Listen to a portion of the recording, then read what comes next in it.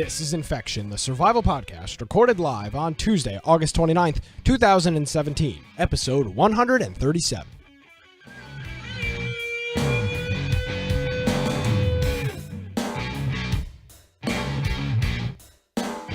Hello, everybody, and welcome to another episode of Infection, the survival podcast. Infection is your source for the latest information on survival video games. We bring you the latest news, reviews, updates, and more each and every week, and we bring the same stupid intro each and every week as well. My name is Nick Craig, at Nicholas M. Craig is my Twitter. InfectionPodcast.com is the website. Joining me, Brian, I was talking to a friend last week. Did we mention something about you not being here for an episode of the show? I don't think so. Okay. I wasn't sure because I was asked, is Brian going to be on the show this week?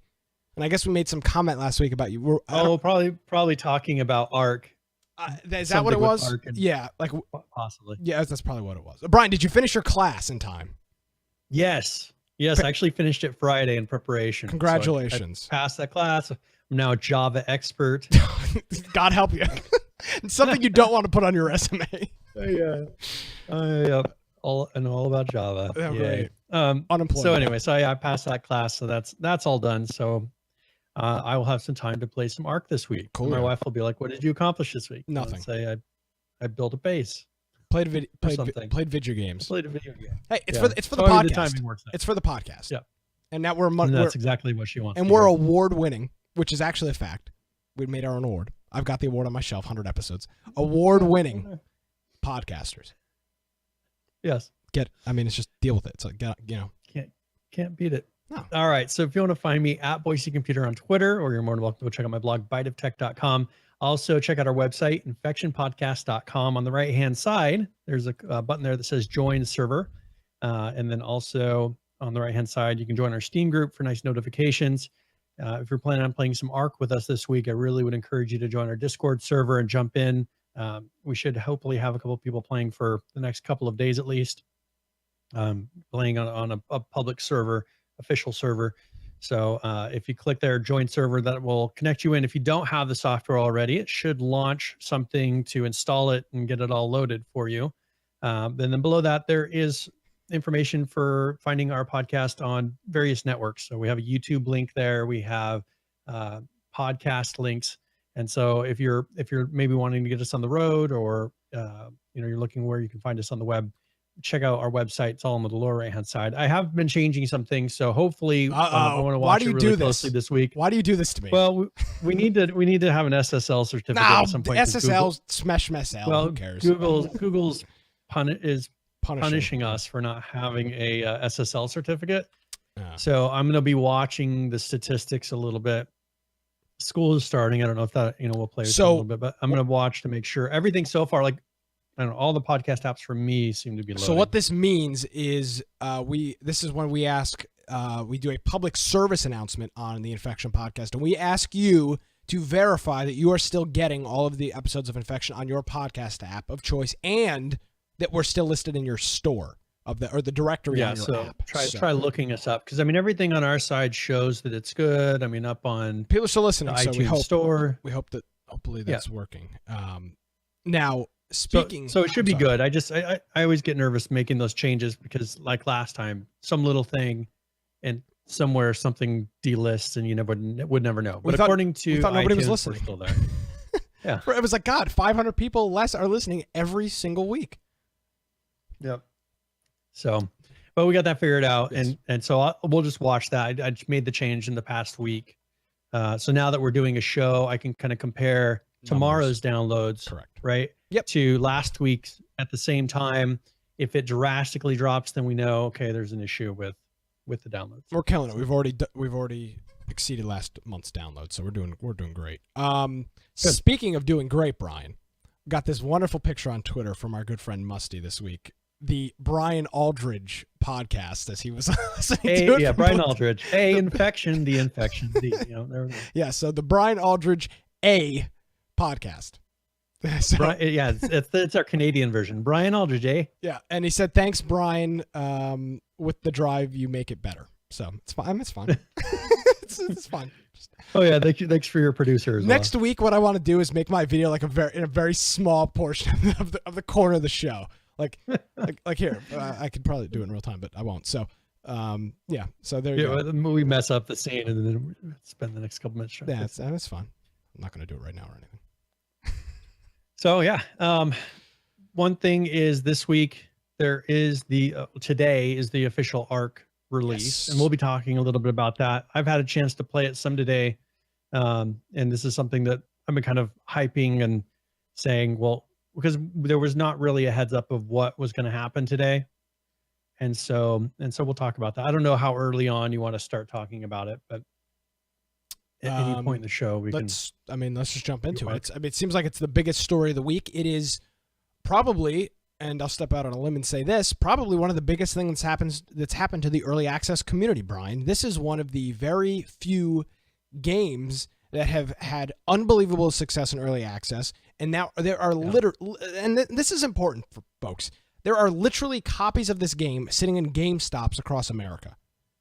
This early access dinosaur game is now, they've got physical copies in cellophane sitting in GameStop stores for $59.99 across the country. I mean, that is very significant for the early access community. It's not the first game, but it's big. I mean, this is big. This is huge that this game did what it did, and now it's at the point where it's a AAA title now. I mean, it's what it is. And I think this is something that's becoming more common. I mean, take a look at what Battlegrounds has done. I mean, it's pretty much, it also has redefined what being an early access game is, being an alpha game is, because, that is an alpha game released at a AAA level. Yes. And just showing that it is possible, that is something that can happen. So, okay, so here is the initial things that have happened today. And this will change here probably later in the evening, but they released officially this morning, but the servers for console won't be up until later tonight. And so a lot of these people received this game in early access. They went and bought the game, but none of the servers are up. So nobody can play console or will have played console all day today. And over in Europe, at different places, when it's actually going to be opened up is actually tomorrow. So it's kind of a strange thing that's happened. And I'm kind of surprised they did it that way, and they didn't have the servers ready to spin up so that at launch time, a lot of places they'll do it at midnight. They'll pick a time and say, hey, this is going to be, this is going to be the minute. This is going to be right when it's released. And this, I was really surprised. And we were unable to find a server that had room this morning. Yes, that's and the concerning thing is there's only 20 regular servers that we could find up at all. 20. Yeah. And all of them were just packed with 70. You got to think, 70 times 20, that's what, 1,400? Yeah. Right? That's 1,400 people that can play on a PC and a regular. That doesn't sound right to me. 1,400, millions of people own this game.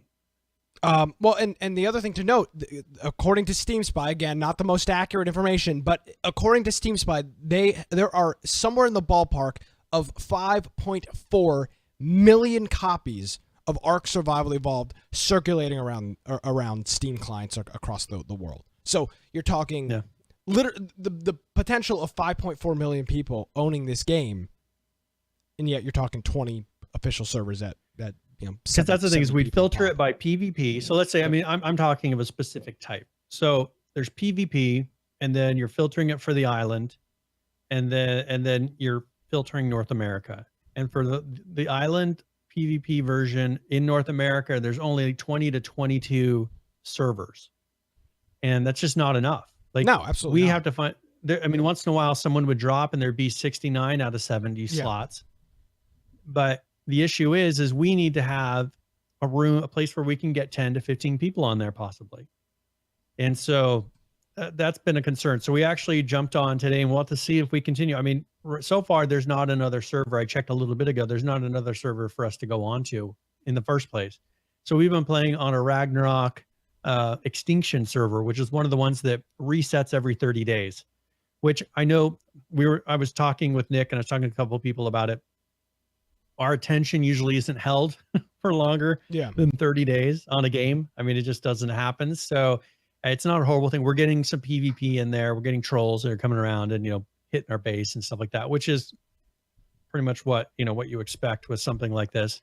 And what people are really wanting, because they're wanting people to go and try to kill and get those little side things going with. But I don't know. We may stay on this server. Ragnarok is a whole new map. Yeah. We will stay. It's one that we haven't had experience with. We will stay on this server. I mean, that's what we're doing. We're going to be playing on the Ragnarok server. So yeah. I mean, and so I think us switching, I just don't know. I don't know that it would really benefit us anything going to an official, because especially now, since all of them are full, if they do any more, they're going to be ones that are only going to be filled for a short period of time probably, and then they'll probably be dead because they'll spend so many. And that's what they're not doing. I mean, I was asking during the last couple of weeks of the show, saying, how are they going to handle an influx of people? Yeah. How are they going to handle, and know what they're doing? They're not. They just aren't spinning up servers. I mean, and I don't think that's a good solution, because, okay, we released today over 3/4. I mean, 3/4 of people probably can't play unless they play local. Are they just waiting for why have an official release? Well, and this is, again, if you know they're not going to be able to play. Why I was such a big proponent of them wiping all servers and starting scratch. I mean, I'll bring you the current numbers later on in the show. Okay, so there were a lot of the oldest servers. Yeah, that's fine. The old servers were sitting there, and a lot of them are mostly empty. Yeah, I mean, there was 4 people on the one that I was on. Yeah, I mean, that's the thing, is those ones are almost all dead. Like, why are they keeping those up? We don't have enough servers to play for all the people that want to play. Every single one of them are packed, and then there's all these dead old legacy servers sitting there. Yeah, it's kind of frustrating. I wish they would deal.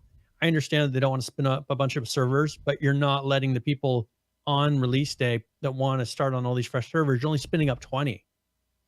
Well, and because you know that those are probably the only ones that are going to be long term. But the thing is, what do you do about today? Now, they did say it was going to take 24 hours potentially for servers to come up. So but supposedly they did the PC ones, and it's just now is the console. Are you telling me you've seen that all of the official PC servers that are going to come up are up? Well, they only said that the ones that aren't up yet. So they said it'll be 9 hours for the console ones to come up. It was what they said hours ago. So all the PC servers are up.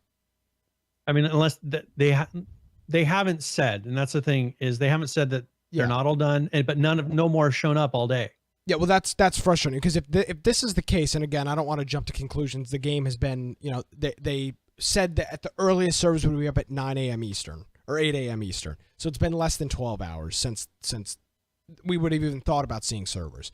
But if this turns out to be only the case where it's only at 20-some servers, even 30-something servers, I mean, you're talking about a game that, again, has 5.4 million sales on Steam. I mean, people can't get in to play. But it'll be a botched because launch. The servers aren't working.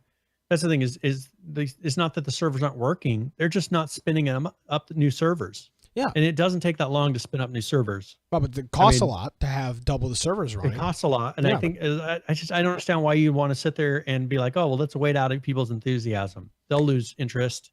Oh, I mean, is that what they're waiting for? Hopefully, people to lose interest. Hopefully, I have to take back. I'm going to make a statement, and hopefully, I have to take it back next week. If they don't launch any more servers, and this is a botched launch, I mean, there's just no way around it. Let me take back my words next week. That's the thing, is if for the sheer just look at the consoles. The fact that the consoles aren't up when people expect to put in a disc, run the install. There's people that have gone to stores. There's people that have pre-ordered this. It's arrived at their doorstep, and they go and install it on their console, and then they can't even play. They go there and there's no servers. The only way they can play is if they play locally. I mean, that's not good, because console, that's a huge market for them. That might dwindle the PC experience. So I don't know. That's something that I think it's definitely too later than it should be. Even if they get them up here in the next 2 hours, they should have had them up at 9 o'clock this morning. I agree with you completely. So I guess the question is why? Why did this happen? Well, I've been watching Twitter all day, just waiting for a little updates. I mean, all they have to do is say, hey, this, here's the reason that it's not launched, or, here's the reason, or we have more servers coming. That would be fine, but nobody knows. All they know is that consoles aren't up yet. And when people are saying, I can't get into a server, and, are you on a console? Nothing has been said about PC getting more servers than now. And I just, that's really concerning to me if this is all they're going to have. And Greenman, what's the point of us jumping somewhere? Absolutely. Greenman makes the point that they had extra time for the launch as well, which is true. They did have, about an extra 3.5 weeks or so to after what happened, the certification process. They had an extra 3 weeks for the certification. So it's definitely not a time constraint. I mean, Ryan, this kind of parallels in some respects Conan. I mean, not to the extent where literally the server host was incapable of hosting the servers, but the Conan launch was the same way. Every server was at max capacity or down. And there was really nowhere you could go besides PvE wipe servers that didn't have anybody on it, which of course, most people do not want to play PvE wipe servers. It's just not a popular game. And so there wasn't, that's the thing, is there wasn't a place for us to go play. Which sucks. Yeah. And that's just, I think that, I don't know. I think that if they don't do anything, I think that they've just said, oh, whatever, we'll just wait it out. And that's kind of a bad attitude, is to not really want to gain as many new players as you can and hype up the game and get it going as much as possible on this launch day.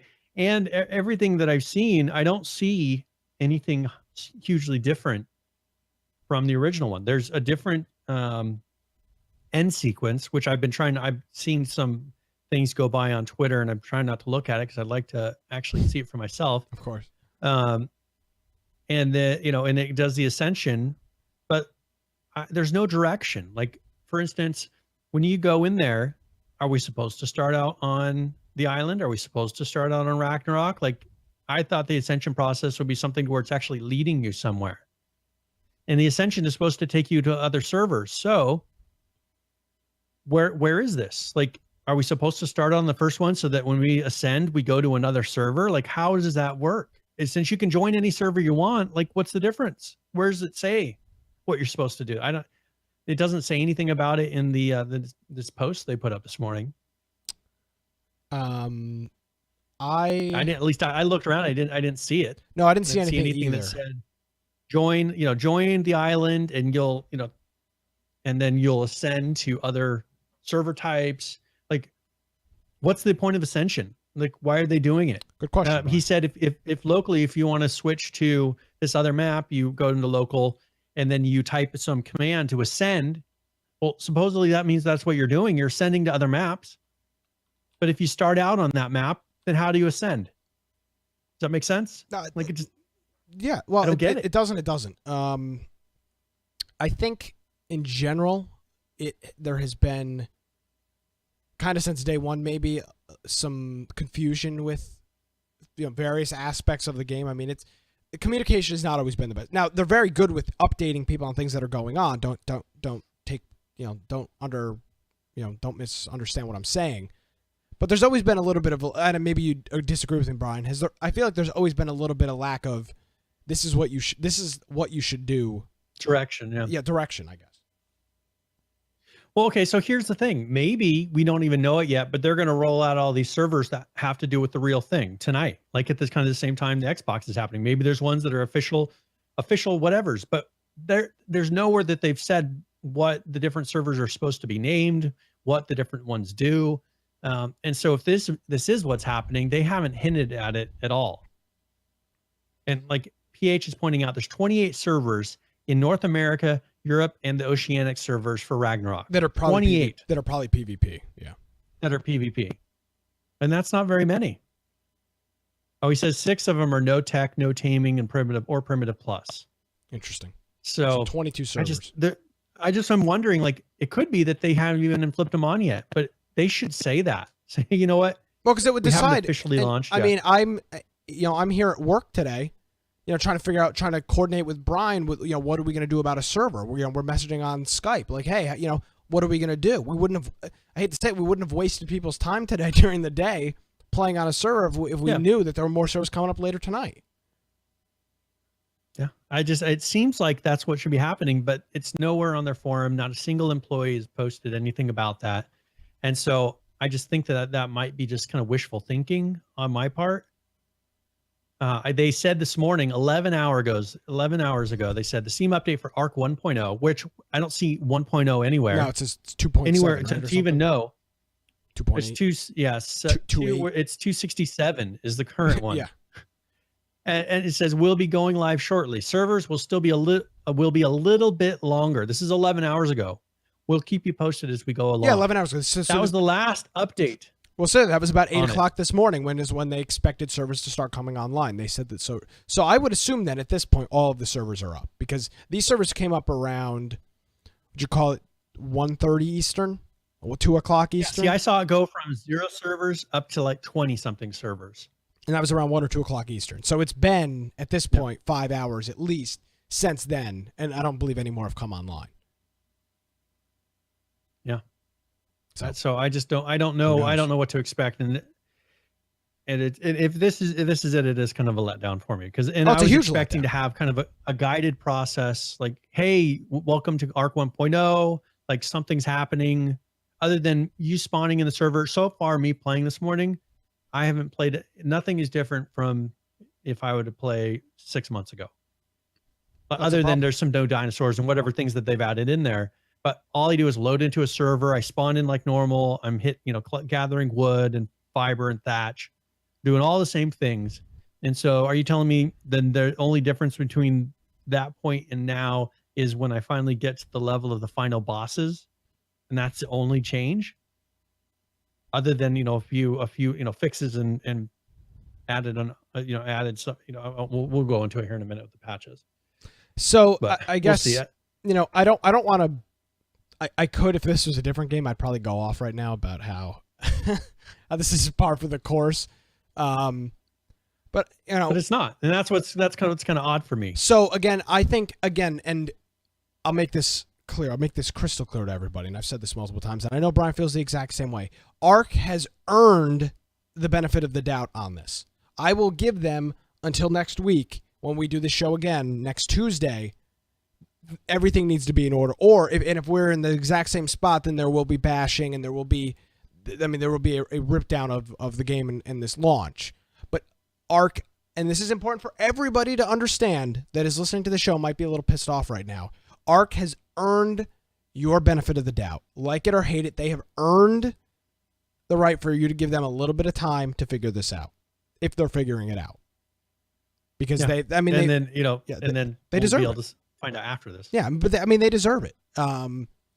Who knows? But I think they actually do deserve the benefit of the doubt. And you can call me an ARK fanboy, you can say whatever. But it's just the matter of fact that they've treated people so well and they've been so accurate with their game. The only thing I can do is give them the benefit of the doubt. I will say, though, if this is the case, this will be a very lackluster, and in my opinion, a botched launch. Because, for example, I will not be playing the game if no more servers come online. It's just the way it is. And a whole bunch of people won't. I'm not going to sit there and spend 3 hours trying to join a full server with my friends. I just won't play the damn game. I'll go buy a server. You'll be able to get into one server, but no one else will be able to. You won't be able to get the group in. You won't be able to consistently log in. I got on an official server. I got on server 27 this morning. But who the hell am I going to play with? Nobody else is going to get on. Yeah. And Brian, this is exactly like Conan. This is the exact problem we had with Conan. With that first 20 something hours of Conan. It was just spamming the join now until you can get in with your friend. And that sucks. That's an awful experience. Because you just sit there and press the button. At least in Conan's case, the game would crash 90% of the time that you joined a server. But it's just not a good experience. Yep. So yeah. All right. So let's jump into some of the notes because then we can get to what they actually patched today. Okay. Which is, their official 1.0. So 250 or 265.3, and this was done on the 23rd. So was it 6 days ago? They did some fixes on the Ragnarok map, which is the one that we're playing on now. And there's a separate set of patch notes if you want to check that out. But they added the Mana Core / Dragon encounter. They reduced the proxy mesh allocation by about 80%. Huge optimizations for level streaming, added some more biomes in new areas with like different wind and temperatures, added any missing post physics volumes, fixed many TP / collision issues. So like, is that teleporting? I don't know. Reduced some spawns to bring total count to around 26 to 28,000 dinos. Configured starting zones to be a bit more friendly, and then that was on the Ragnarok. And so now here's back to the regular actual settings or updates for the game itself. Fixed settings, setting the UI general scale to the lowest makes it so you cannot drag items down into some hotkey bars. They fixed can't use escape or enter to close naming box after taming. They added a ramp snap point on the inside of giant hatch frames. The die UI, so the double clicking, also the double pressing A button on a color region now dies it. They lowered the dino HUD pop-up when looking at a Titan boa, and then they fixed area the center lava island with improperly functioning dino spawns on the server. So that was 265.3. And then they had 265.5. Placing rafts now requires standing on solid ground, no dynamic structures either. And then they did a fix where as client, while using tech leggings, attempting to super sprint and running out of element or having none causes camera to be stuck facing forward. They fixed an issue where the PC client dragging directly onto the empty areas within the folder would actually not put the item in that folder on the server, which led to desync. Dragging directly onto inventory folders, local and remote, now puts the item into those folders. Transfer all to and from inventory in the root folder will now ignore items in subfolders in the directory you're transferring out of. And then they fix some things with the controller. They altered taming griffin flying speed when near targets to better attack. And then they did some other fixes for that one. And then 265.51, this is a one line, made preserving bins able to take all, receive all items again. So their take all and receive all didn't work properly. And then 266, they did some hot fixes for Ragnarok. They implemented initial upload timer for dupe prevention. They created blocking volumes for key areas in PvE servers, and they didn't do that on the legacy servers. Rafts can now be demolished across all servers after a period of time. They implemented a new host UI. And one thing with the host, that's for if you're hosting a game. Not the server selection screen. They marked designated servers as legacy, which where is that?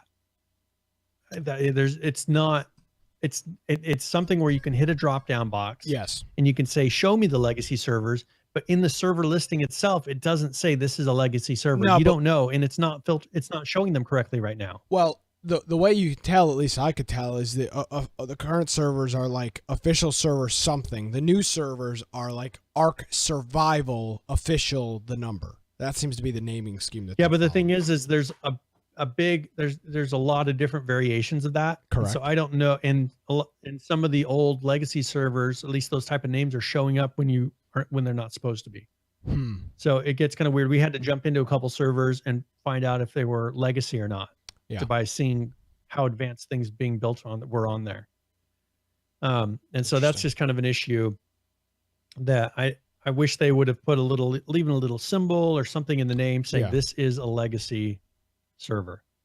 But yeah, PH is pointing out mostly it's like NA for North America -PVP for the type -official and then the map name. But there's a lot of different variations. It's confusing. And there's very few of those servers that are named like that. It's confusing. So, and then they mark designated servers as legacy. Okay, so check the legacy filter if you cannot find your official legacy PC server. So that's where you need to hit the drop down and choose legacy, and it should show a list with just legacies. Resolve 2 server crashes. Turrets can now shoot through ragdolls you are dragging. So it sounds like people were dragging ragdolls in front of them to stop a turret from shooting them.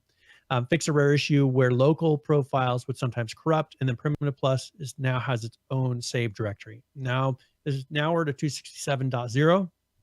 There is a 267.1, but they haven't put down any patch notes for it. And that was a smaller patch that happened this morning. So here's the 1.0 set of patch notes. New creature, the Otter, End Boss and Ascension, Ice Wyvern remodel, and they're now uploadable. And then official system anti-duping system. That's it. What? That's the 1.0 patch. That's it. That's it? That's it. Do you think they're going to drop? Do you think they're going to drop a bomb on us? They said, okay, they did say there is a surprise tomorrow. But if there's, why do the surprise tomorrow? Today is the launch. They must be waiting for I don't know all what's going servers to go live. Yeah, they keep saying there's a surprise tomorrow, and they're so excited. 29th is the day this game released. And so that's the patch. Now, End Boss and Ascension, that could be a huge thing. Yeah, but what the hell does that mean? What does that mean? Yeah, I mean, great. Yeah, Brian, I can tell you End Boss on Ascension doesn't explain what it is. I mean, this is just like H1Z1's patch notes, fixed pickup truck. Like, fantastic. Well, we don't even know what Ascension is yet. Well, no, I know, but it's the only reason we know remotely what Ascension is because he said, oh, well, to get to this new map on local, you have to. But the thing is like, that just doesn't make sense to me. We haven't seen anything hinting at what the Ascension system actually does. Is it the DLC tomorrow? New map? Okay, then what about this? There's a season pass that you have to get, and the season pass. Why does? I'm sorry. Go ahead. Is for 2 future updates. Yep. There's two future DLCs plus the Scorched Earth one. Okay. Why don't I get a discount for having already bought the Scorched Earth, or why don't I get the season pass for free because I already paid like $30 for Scorched Earth? You should, and they are a bunch. I don't. Yeah, then they're a bunch of scumbags for not offering that. I mean, that's just a fact. Now, personally, I can't figure out like why would I have to pay? I still have to pay what $30 to get 2 more DLCs. You'd be spending $120 on the game essentially, 2 $60 purchases. Yeah. So right now it's $60, and then to get your season pass, $30. Is right now $30, but that's 33% off. It's going to be $45. Oh my God! After that's a lot. And so you're at over $100-something just to get the season pass in the game right now. So there's a couple things that I want to talk about. First of all, season pass doesn't really bother me. I don't care. I should at least get a discount. No, I know you're a different scenario. And everybody but I'm just saying in general, Brian, the concept of season pass, the concept of paying for DLC, I don't really care. Like, it just, if I decide that I like the game enough, I'll put another $30. I'm fine with buying a season pass, but the thing is I already purchased something that wasn't required in the first place. Like, and this is something that Elite Dangerous did. Elite Dangerous put out initially the Horizons like DLC. New Horizons. And the thing is New Horizons. And then all of a sudden they turned around and they were like, okay, well, this is the first one, and then we're going to have a whole bunch after this. And people freaked out. And they said, okay, we understand, like, this by itself is priced at a price point. This should be a season pass. And they turned Horizon into a season pass. So when you buy that is a season pass for all the future updates. Scorched Earth right now is $20. The season pass is $30. Okay, give me a discounted Scorched Earth upgrade. It gives me, for even if it's like for $10. $10. Yeah, $10. Yeah. They either need to give you $30 for it. They either need to give you the $10 or give it to you for free. And if they don't, then that is very scum. That's very scummy, and it's a great way to piss people off and get them to not support your product. I mean, again, and this is coming from somebody that has no problem purchasing season passes. I purchase season pass for Call of Duty every year. I don't even play the freaking DLC, but I purchase it because if I want to play it, I know I can just pay for it and I'm done. And I don't have to deal with any nonsense, no BS. I just pay for it and I'm done, and I don't really care. I don't mind putting another $30 into a title to get DLC. I really don't care. But if you do the runaround where you charge me $20 for DLC and then charge me $30 for the season pass that comes with the DLC I've already paid $20 for, that's complete and utter BS. Complete and utter BS. And so I'm hoping that something changes, but the thing is there's just, as I said, no communication right now. There's a minimal amount of things coming out of them. And I don't know, like it's all just guesses. And I'm just hoping that tomorrow they'll actually have sat down and said, hey, and we see this is happening. But right now it's just kind of, they released and it's no different than before, other than an otter, Ascension and boss, which, as someone made a comment a second ago, most people will never reach that in the first place. That's a fact. They remodeled the Ice Wyvern, and then they have an anti-duping system. That is so one is a fix, and then one is just redoing the way the Ice Wyvern looks. And then they've done something that most people are never going to get to, and they've added an otter. So I don't know. I don't know. And I mean, the otter is one of those pets. I think it'll sit on your shoulder, kind of similar to what some of the other ones did. Like Scorched Earth, they had some pets that would sit on your shoulder, and that was kind of the beginning of that. I think compies will sit on your shoulder as well. But yeah, that's something that they did add. And this is something that behavior says other otters spend their whole life in the water, darting rapidly around without wandering too far from their origin. They will target fish. They can harvest raw fish, silica pearls, and black pearls. So it sounds like that's kind of their role. It says early hunter. So the relative ease of taming an otter can provide early survivors with a reliable food source, as the otters retrieve fish for them to cook, staving off hunger until better food sources can be acquired. Also, it collects pearls. It says it's portable insulation as well. So it provides a stacking insulation effect to nearby survivors. So it can be carried around the shoulders, for that bonus. So another one of those utility animals that we're always talking about. Yeah, which is very cool. I'm a big fan of these utility animals. But I mean, that's kind of, for me, it's frustrating. They said, okay, 1.0 is out, and the only noticeable difference would be that otter. I mean, I can't think of what else.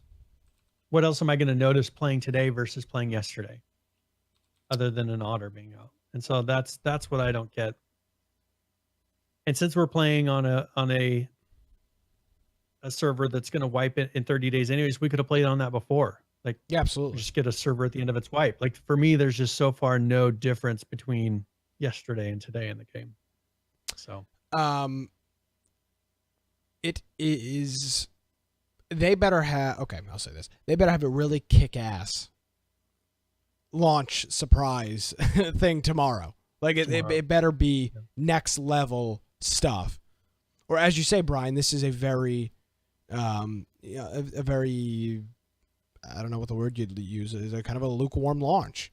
Yeah. And well, one thing is that they're at PAX. Like, it's a bad time to launch a game. So, well, are they waiting to announce something at PAX? Like, I mean, this could be, but the thing is they should say it. It could be that they want to have a big thing and they want to announce something and launch officially at PAX, but they should say, we're officially launching at this time.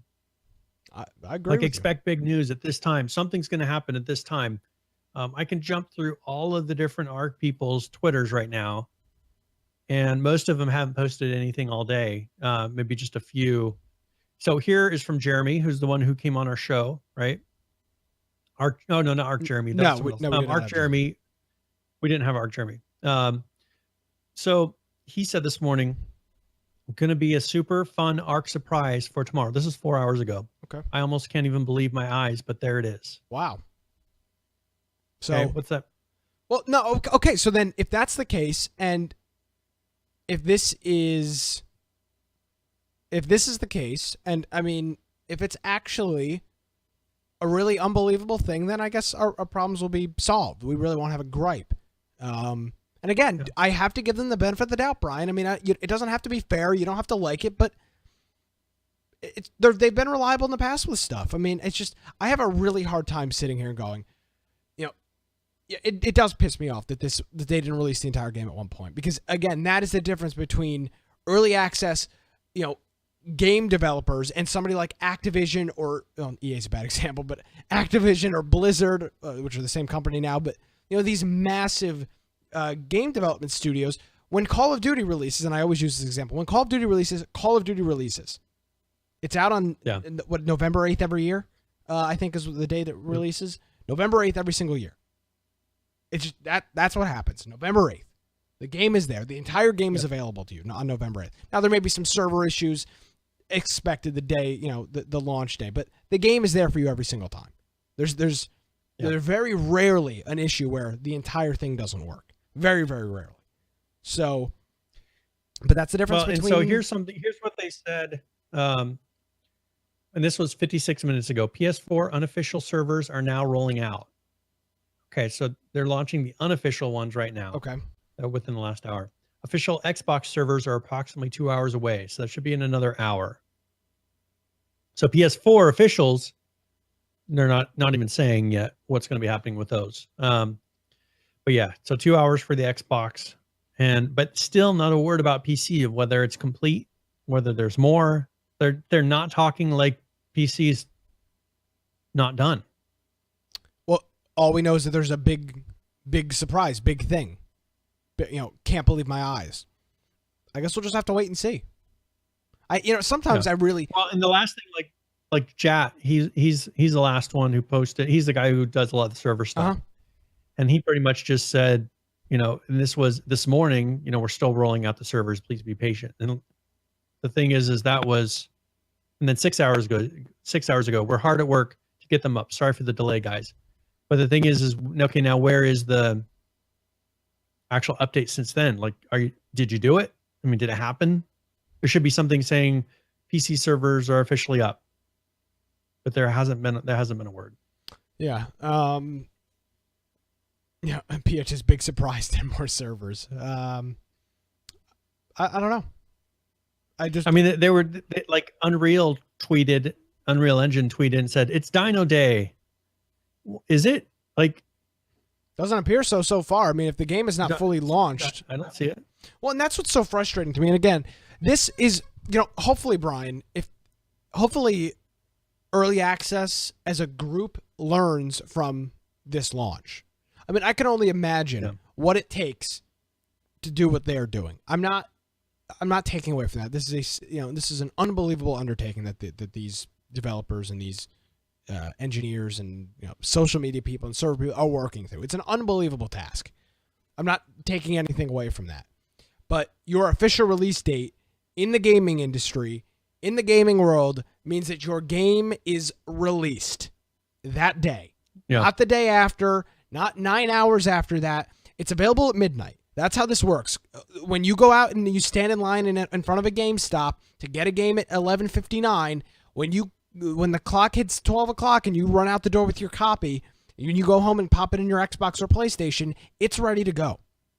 It's almost always ready to go. That's what launch day means. The games launch at midnight. The game is available at midnight. People are playing the game at midnight. I do it every single year with Call of Duty. I play for 6 hours sometimes from midnight until 6 or 7 o'clock in the morning. Because it's launch day. I mean, that's what you do on launch day. So I don't like this launching on the 29th, big update on the 30th. Why? Then just launch the goddamn game on the 30th. Don't launch on the 29th. Because that's not what your launch is not. It's not your launch. If you're what was it? 4 lines was their update for version 1.0. I mean, that's inexcusable. 1.0 was, and one of them was official system anti-duping systems. Well, fantastic. I mean, is that okay? 1.0. I mean, that's the thing is, I actually saw a post going in and people saying, hey, well, one thing is strange is we saw a hacker in there today. Someone who's moving around extra fast and was level 3 and was 2-shotting us. And he was doing backflips and things, which I've never seen. Like he was doing flips. I don't know. And so that's the thing too, is like, okay, well, you fix the anti-duping, but like, where can we report hackers? Like, is this an issue? Why is this guy able to run around fast? And so that's just kind of frustrating. It's just very lackluster for me. I was really hyped up that maybe there was going to be some official story, something like, okay, letting you figure out what's going on. At the end, there's some cutscene that shows a bunch of different arcs. I didn't look into it more than that, but okay, do you go to another one? Like, there's just so little, and I just haven't heard anything about it. And according to what I'm seeing from the servers now, it doesn't seem like it, because otherwise they would direct you. I've been combing more. Yeah, thanks, Falcon. I've been combing through the ARK subreddit the past couple of minutes while you've been talking, and there's a whole bunch of posts about not enough servers. Now, again, this podcast was we were still the H1Z1 podcast when ARK launched, so we didn't cover it, and honestly, I really didn't know anything about it because we talked about H1Z1. We kind of just discovered it. Yeah, almost by accident. After it was already out. Yep. So according to this guy on Reddit, of course, take it for what it's worth. This guy's complaining about there not being enough new servers, and he says, "Hey, sorry, bud. This is how it was in the way back then." That's not even proper English. Welcome to the first 4 months of True ARK, the press A to join simulator. So I don't know if he's referencing when ARK launched the first time. This was also a problem. But we said way back when this is what it was like. So I mean, it's almost like if it's like this, we might as well just spin up our own server and get to the end. And if that's the only change, is the end boss, like, we might as well, what's the point of doing official? No, I mean, point? It makes a valid point, especially if it's going to be. I mean, again, Conan Exiles, abominable launch. I mean, just awful. As literally. I don't think that there could have been another thing to go wrong with the Conan launch. I mean, this isn't slam on Conan, but their server host was literally incapable of providing them with servers. I mean, just an absolute disaster of a launch. They had hundreds of servers available for people to play on, and all the servers were slammed. Hundreds of servers for people to play on. Now they weren't always up, but when they got up and stable, there was hundreds of servers available for people to play on. 20-something PvP NA servers is not going to slide.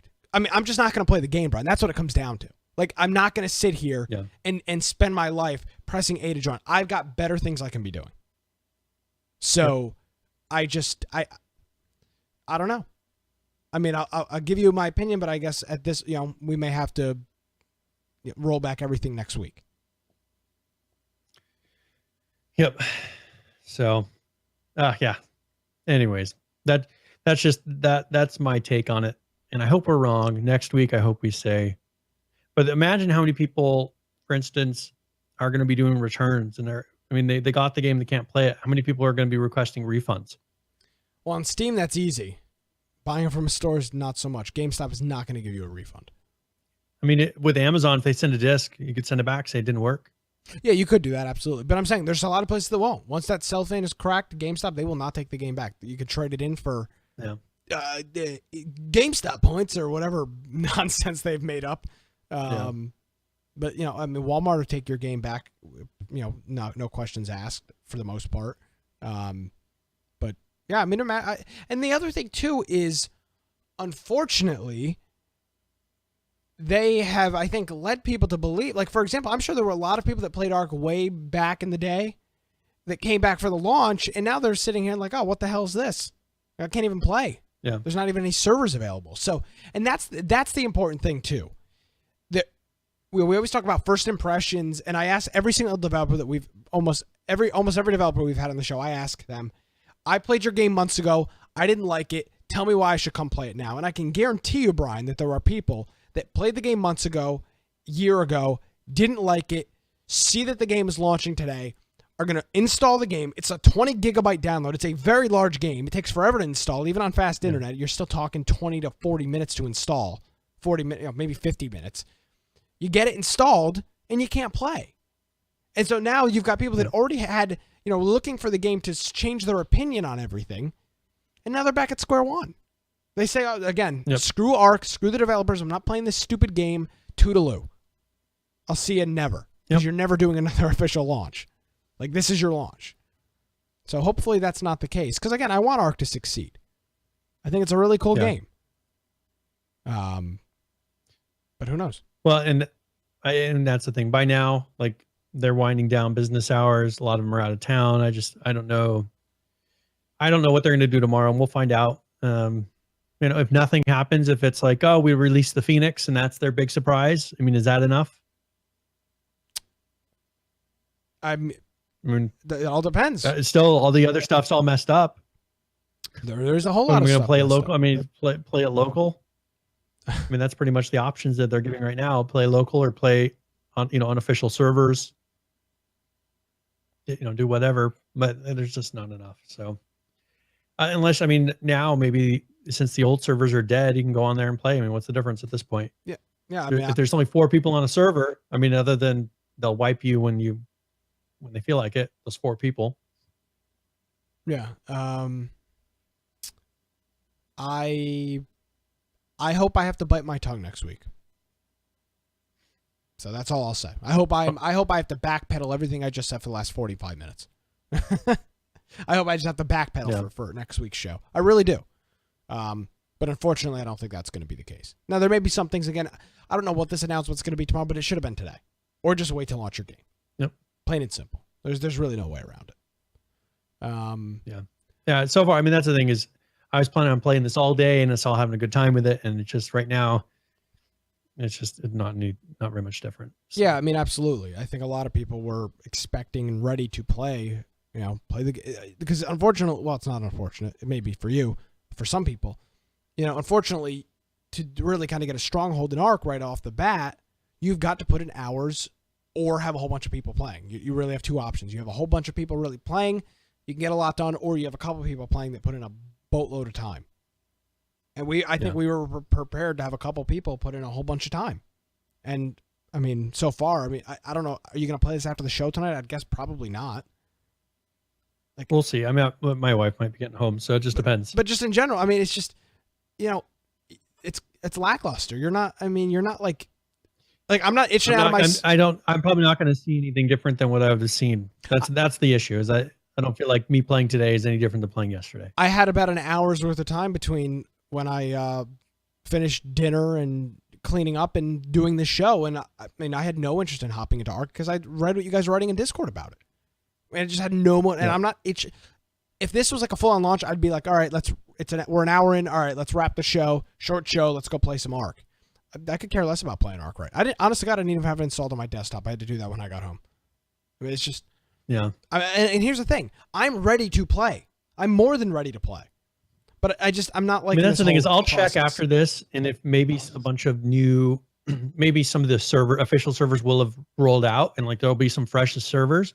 At that point, I'd be ready to go in. But the thing is if there's still those exact same 20 servers there on the list, then there's no point. Because we'll all not be able to play together, and that's the whole point of us playing. There you go. So, all right. Do we want to do this first game giveaway? Yes, let's do the first game giveaway. What do we have? All right. So for this first one, we will do. Let's see. We'll do a game called Armello. One of my favorites. Let me actually get the giveaway, in case people start typing. So ! giveaway in chat. This will be a 30 points raffle. And so it's Armello, and then I'll put a link for Steam here so people can check it out. But this is a $20 game. It is a board game, turn-based strategy indie game. So has mostly positive and very positive. So recent was mostly positive. Overall is very positive ratings. And so if this is the kind of game that you might enjoy, I'll put a link to it so you can check it out. And we'll do it probably here in about 10 minutes. We'll give it away. Yes. And with this, we actually, Brian, had a significant H1Z1 update today. This is a King of the Kill update, and this is their combat update. And from a couple of the people that we follow on Twitter, Brian, I've seen multiple people now praising and saying that they are really enjoying this update, and they're calling this the combat update. And with and I've just got to say this first right off the bat, preseason 6. What are we doing? What are we doing, folks? Yep. What are we doing? 6 preseasons? What the hell's going on here? And this is my favorite part. This is my favorite part. Hold on. Hold on. I've got to say this. This is their preseason 6, and they say there is an all-new scoring for solos, duos, and fives. So they've redone scoring again. Yeah. I mean, I'm all for tweaking and figuring things out. But I swear to God, the last 3 preseasons, Brian, have been redoing the entire score system. Yep. When do we have an actual system? When is this going to actually go into a first season? Because guess what, Brian? When this goes into its first season, I will actually play a little bit. I will actually play a little bit to get on those leaderboards. I'm not playing in another freaking preseason. I mean, the last preseason wasn't even that long ago. How often are they going to reset this? Like, I'm trying to think of how. A couple months ago is when they did the last one. Is it like every 2 months? No. They seem to do a preseason? No, the first one lasted forever. And then they, I want maybe the first one. So how many years were the preseasons that we've been doing? As I was saying, it's probably been about a year. It seems like it maybe averages out to about 2. Because have they been doing these preseasons for about a year? I don't remember. Maybe a year and a half? No, it's been I don't remember. It's probably been about a year, maybe. So they're doing it on average, probably about every 2 months. They do a new preseason. Yeah. Now with this thing, I've heard a lot of people talk about the combat update. Now for the more professional players, the people that at least consider themselves professionals, I've heard that they don't like it. Interesting. But now that maybe they hadn't played it yet, or maybe they played on test or something like that. Gotcha. But I was just hearing that they weren't going to play it. They weren't going to stream it anymore. I'm wondering if this is kind of leveling the playing field to where normal people, it's not so much to where you have to memorize, all right, where's this bullet going to shoot? It's maybe more natural of a feel. So on here, they said weapons have all been retuned and improved so that they behave and feel more like the real world counterparts. Which I hate. And have a distinct and important role in the game. So they're trying to make it to where they're not just such generic guns. And I think that that's part of what these streamers that just memorized just the way that these guns worked. And wasn't that the guns worked in the way they were supposed to. It's just like they knew exactly where to place the dot. Yeah. And it was always so consistent. And so you'd see these guys. I mean, look at ones that people are claiming hack all the time, and they're doing 2 taps from across the map constantly. And that's how are they doing that? And it's important, Brian, to note that that's not a dig on these streamers. It's just how you have to play H1Z1 is you have to learn right now. I mean, up to this point. Yeah. I mean, and they figured it out. So let's jump into it. And that's the thing is people turn around and say they're hacking. Well, maybe they just figured out the system as it was. Yeah. All right. So let's jump into this. So there's a whole bunch of stuff in this. So the first little section here is what they've got called gunplay and gameplay improvements. So throwables no longer have a reload before they can be thrown. So now you just hold your aim key. You'll see the ARK for grenades come up, and you just throw it, and then you'll have another one. Yeah, there's no reload process with that now, which is good. The bleeding mechanic has been simplified, so that there are now 3 bleeding states. Previously there was 5, and the UI is now consistent with the system showing the 3 blood icons to indicate minor, moderate, or major bleeding. It'll take 1 bandage to heal each bleeding marker, or a first aid kit to heal all 3. So if you are major bleeding, that will require 3 bandages to make the bleeding stop, or 1 first aid kit. Likewise, 2, 1, whatever it may be. So 3 just to make the bleeding stop, and then you would need a 4th to start regenning your health on top of that. So that's good. 5, I think 5 was probably too many, a little bit too complex for the bleeding. So they've got that to 3 systems now. Free look functionality has been added to the parachute. So now if you do your left alt, which is the default key for it, you'll be able to actually look around in the parachute. Again, not that it's so important because the game does place you in a random location anyway. So there, you can only really go so far. In my opinion, this is probably has something to do with Battlegrounds, which allows you to free look in the parachute. And that's kind of how you scout out what you're going to or not going to do. So that's probably something to do with Battlegrounds there. Movement controls have been fine-tuned to be more responsive and better connected to in-game actions of your character. So, the running, turning, throwing, whatever it may be, everything's been improved, to controls, and everything is hopefully just a little bit tighter. Everything's a little more polished. I think that's kind of the goal with that. A new reticle has been added that blooms as the recoil increases. We've talked about this in the weeks past. Again, this may be important for some people. isn't really, I don't really care. But they've added this bloom. Aiming down the sights will bring the reticle down to a smaller size to demonstrate accuracy. If you just hold down the fire button, the bloom will get bigger, indicating that you're shooting, more recklessly all over the place. So that's been added in there now. Shots leave a light trail behind them so you can see where the bullet trajectory, essentially everything's a tracer now, but you can disable it in the settings. So every bullet is a tracer unless you disable it. I don't know why you would. Maybe your computer can't handle it. New hit markers have been added to the shotgun to show how many pellets landed. That's interesting. There's been a huge issue with the shotgun. You could shoot the same person in the same location, standing right in front of you at the same spot, 2 times with the shotgun. 1 time it kills them. 1 time it does 40 or 50 or 60% damage. Totally inconsistent. So at least now you'll know how many bullets hit, how many pellets hit in this case.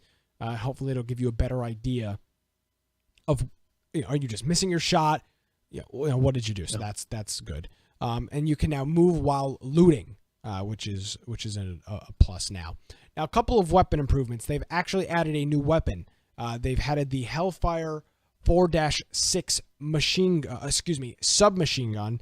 It's lightweight and highly effective in close quarter combat, fully automatic, and it fires its 3rd round magazine in approximately 2 seconds. So if you hold down your mouse for 2 seconds, you will empty the 30 round mag right away. The R380, Brian, has been removed from the game, and its skins will be made available for the M1911. The 380 was useless. Now, I think in Just Survive, it's probably a useful weapon because it's a low-grade pistol. It'd be good for killing zombies if you had nothing else. If you can get the ammo cheap. Yeah, you can get the ammo cheap, but in King of the Kill, useless. I mean, useless. Nobody would ever use it you'd literally be better off with a melee weapon than the R380. And that's not an exaggeration. You are literally mathematically better off with the melee weapon than you are with the R380. It's just a joke. Good for Just Survive, not good for King of the Kill. The AR-15 and the AK-47 have been rebuilt with new models, improved animations, and better muzzle effects. And other guns will be improved similarly in the future. So the first 2 big guns here, the AR-15 and the AK-47, arguably the 2 of the most used guns in the game, been completely redone, models and animation-wise, which is good. Again, tightening up the game a little bit, a little more polished, giving it that, maybe next level look, next level stuff. That's kind of what this is, in my opinion.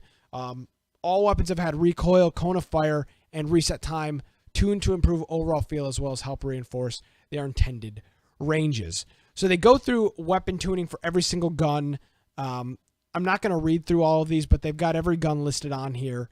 For example, the damage per shot previously on the AR was 25 damage per shot. It now only does 22.5. That's a pretty significant decrease. I mean, you're talking 3 points in damage decrease. So you may have people that just are able to survive just one more shot, where they either have the ability to hop behind a tree and hit a med pack, or maybe they have the ability to shoot you now and kill you. So there are things like that. Well, I think that was part of the issue is the shots, like the guns were so close together as far as what they did. Like, let's say the AR-15 and the AK-47, other than they had maybe a little bit of a difference with spread, but they were very consistent together on as far as how much damage they did. And so, it just depends on which your personal preference was, but you pretty much would use your AR-15 or your AK-47 for distance, no mamatter what. Yeah. And I'm hoping that with these, they kind of make it to where, okay, the AR-15 maybe is a more of a distance one, but a little bit, as you can see, less damage. It's not as close to the AK-47. Now, the AK-47 requires closer range, but that does the higher damage to make you actually swap out and pick up the different guns, because that's what you do with Battlegrounds, where I think they kind of learned this lesson, is you use different guns for different roles. Yep. Like you don't use one gun the whole time. Yep. And right currently, or before this update in King of the Kill, you could use an AR-15 the whole game. And most people did. It doesn't matter if you're in a house. It doesn't matter if you're out in a field. Like, you just use the AR-15. That's a fact. And so I think, some people would pick up a shotgun if you were hoping that it would be accurate that day, but you'd pretty much just use one gun. And that's the kind of the fun part, is when you go and play Battlegrounds, it's like, what kind of a play style do I want to do today? Am I planning on, do I risk picking up this gun where maybe if someone's up close to me, I don't have as good of a chance to kill them? Or do I go for the hopefully long shots if I have a chance to snipe somebody from a distance, but I don't get to carry that other type of gun. So I think that that's something for me that I really enjoy. And I'm hoping that that's where they're going with this, as far as you're having to give up something when you pick up another gun. Maybe the shotgun is so good up close at that point to where if you pick up a shotgun and you have an AR-15, you're good for longer range. You're good for really short range, but that mid range is no good, and that sniper range is no good. Making you sacrifice something, and I think that that's what they're missing. There was no sacrifice up until this point. No, I agree with you completely. I mean, they are clearly, and this is a good thing, folks. I'll say this 1,000 times. Competition is good, and this is a shining example of why competition in the open market, in the free market, works. Case in point, H1Z1 was completely slacking with King of the Kill before Battlegrounds. They are now introducing features hand over fist to keep up with Battlegrounds. I mean, it's insane. But it's good. This is the goal. This is why competition works, especially in video games. There was nothing else like King of the Kill on the market that was doing anything decent. Survival of the Fittest tried. They didn't continue with it. They didn't do whatever with Survival of the Fittest. You were playing H1Z1 or you were playing some mod for another game. Battlegrounds has come in, kicking the front door open, and now H1Z1 is which is good again for the consumer, has now decided that they have to step up their game or they will fall oblivious. So this is good. Now Firebomb is asking, do you think that they can save King of the Kill? Honestly, yes. I don't think so. I don't think it'll be enough. I think that the fact of the things that have happened recently, I think, is enough stacked against them to where they're never going to recover from pretty much losing the China market, from the skin price crash, from PUBG coming around and just pretty much eating up all their players and their streamers. I think that no matter what they do at this point, I don't think it's going to be enough. I think that they may be able to keep the doors open, but I don't think they're going to recover enough to say, hey, we're one of the top battle online games like they were at some point.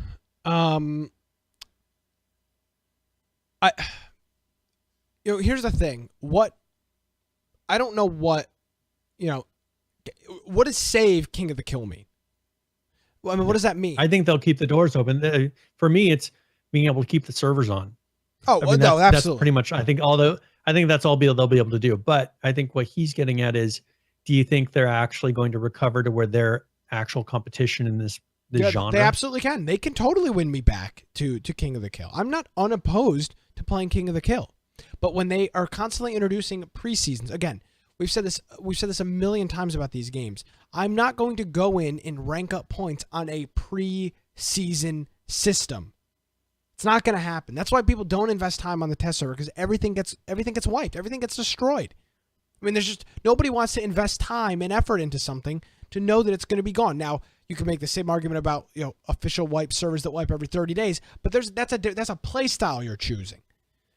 With this, I just have no interest in playing a game that's going to do stuff like this. So I think they can. Well, and I think the thing that, like, let's say with CS:GO, their skins are a big part of what makes that game popular, but also the fact that they have different ranks and people that can say, hey, you know what, I'm better than you, right? I mean, that's what it really comes down to, is people going in there and saying, look at my rank, look at my whatever it is. Okay, I'm a better player than you are. And I think that right now, because of, first of all, being so many hackers, you can't really say that. I mean, their leaderboards are kind of a joke right now because they're constantly having to delete names off the top 10 constantly because they're hackers. Right now, there's not saying that I am a top level player in H1Z1 because look, I have this the symbol next to my name, doesn't mean as much as it would with CS:GO. If I were a person who put tons of hours in, like PH puts a lot of hours in there. Whatever thing he has by his name, he earned, and that means something in that world. Look at what rank I am. Look at what I've earned. I don't see any real, in the fact that they keep wiping it. Like, there's just no real long-term benefit of really going in there and grinding and getting a high rank.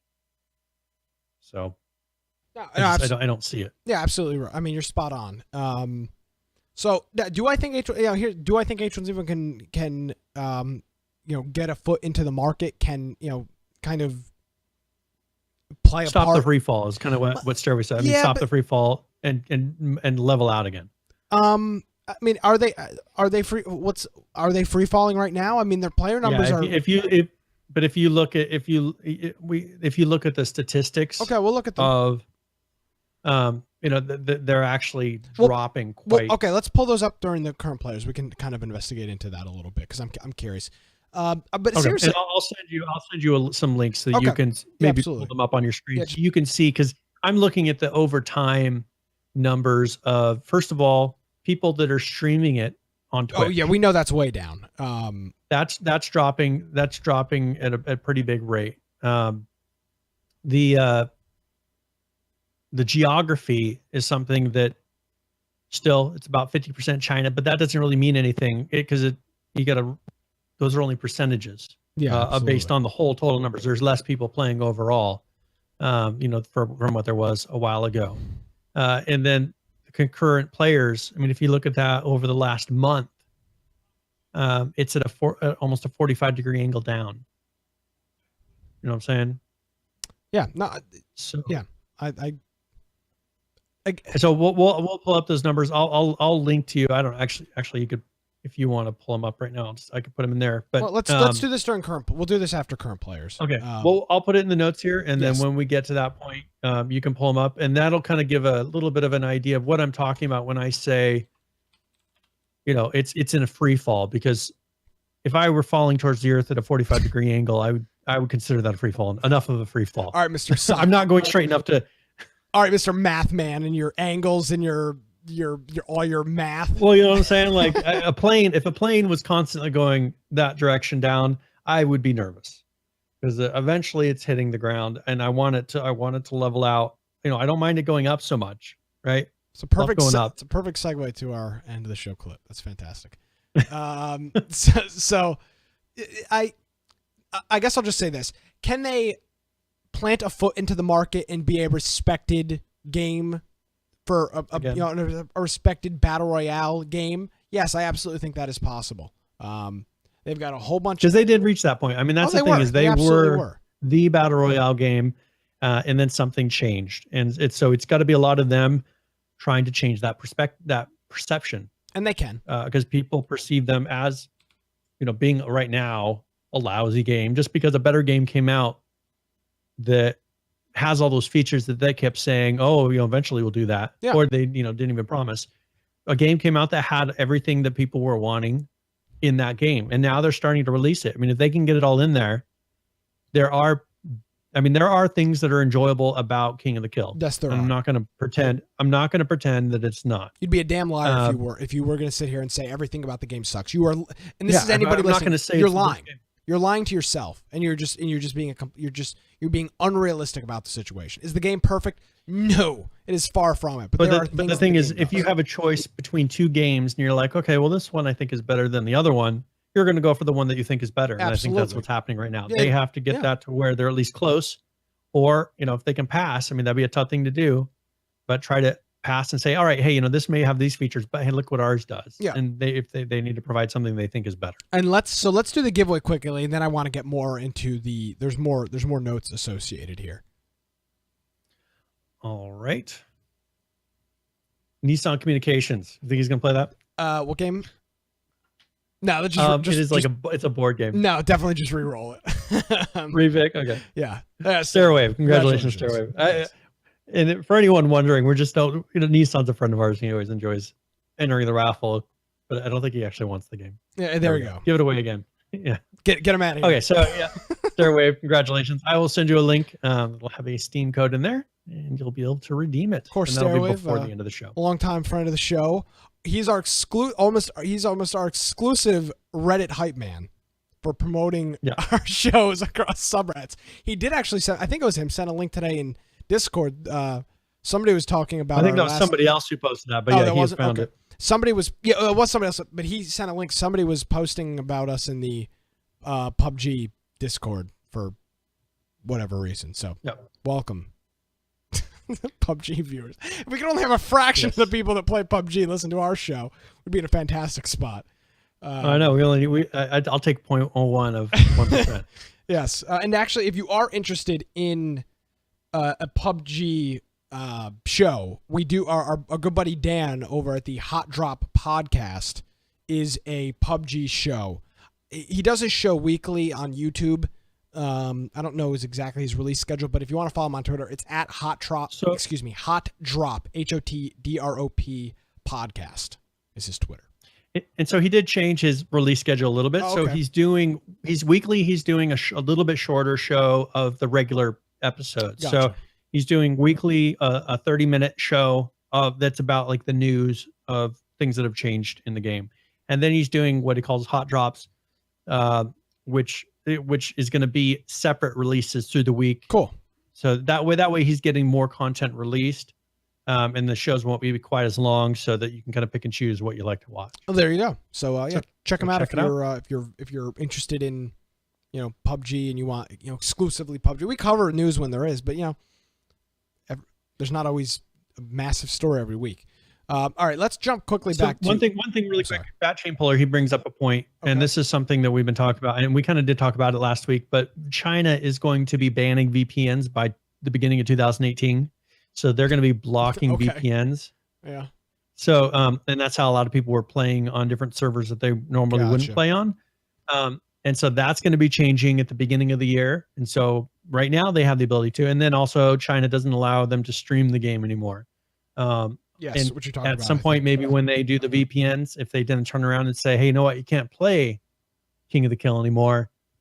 That's 50% of the total playing audience instantly gone from the game.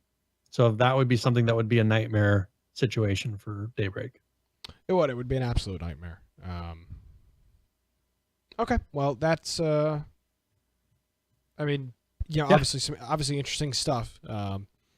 Again, I'm not gonna write the game off. I'm not gonna write the game. If you still have a glimmer in your eye about Just Survive at its state, then I think you've got to have some hope in King of the Kill, because it is far and beyond a much superior product than Just Survive. So I've actually got some hope for Just Survive. I think King of the Kill, which is much farther along, has got a chance to. But let me jump back into this update. So there's some new camera options on. This is a very significant update. So 2 new camera options have been added to the game. There's a dynamic and a static camera option. Both of them are over the shoulder. The way the dynamic system work, it's kind of like what you would see with like a console story game. It will pull you in. It will pull the camera in tighter when you're inside of buildings to get a better view of things inside. Looking around corners and stuff like that. And then when you move back out into the running position outside, it will kind of zoom your camera out a little bit, and it'll also shift a bit over to the side when you aim down the sights to give you the clearest possible view of your target. The static camera is also a side shifted like the dynamic camera, but it does not move at all. So it's shifted to the side a little bit. It's a little offset, but it's static. It's if you're inside, if you're outside, it's going to stay the same. And then there's a new HUD on the indication to show you when your shot is being blocked. I'm interested in that dynamic camera mode. I've seen if anybody's played any PS2 games, those games are notoriously bad with their dynamic camera system. Like, you just can't see stuff sometimes. So it'll be interesting to see how the dynamic system works out. But I think that's something I'm pretty interested in. They've had a whole bunch of UI improvements, which I'm not going to go into because they're just UI stuff. But they do have some vehicle changes as well.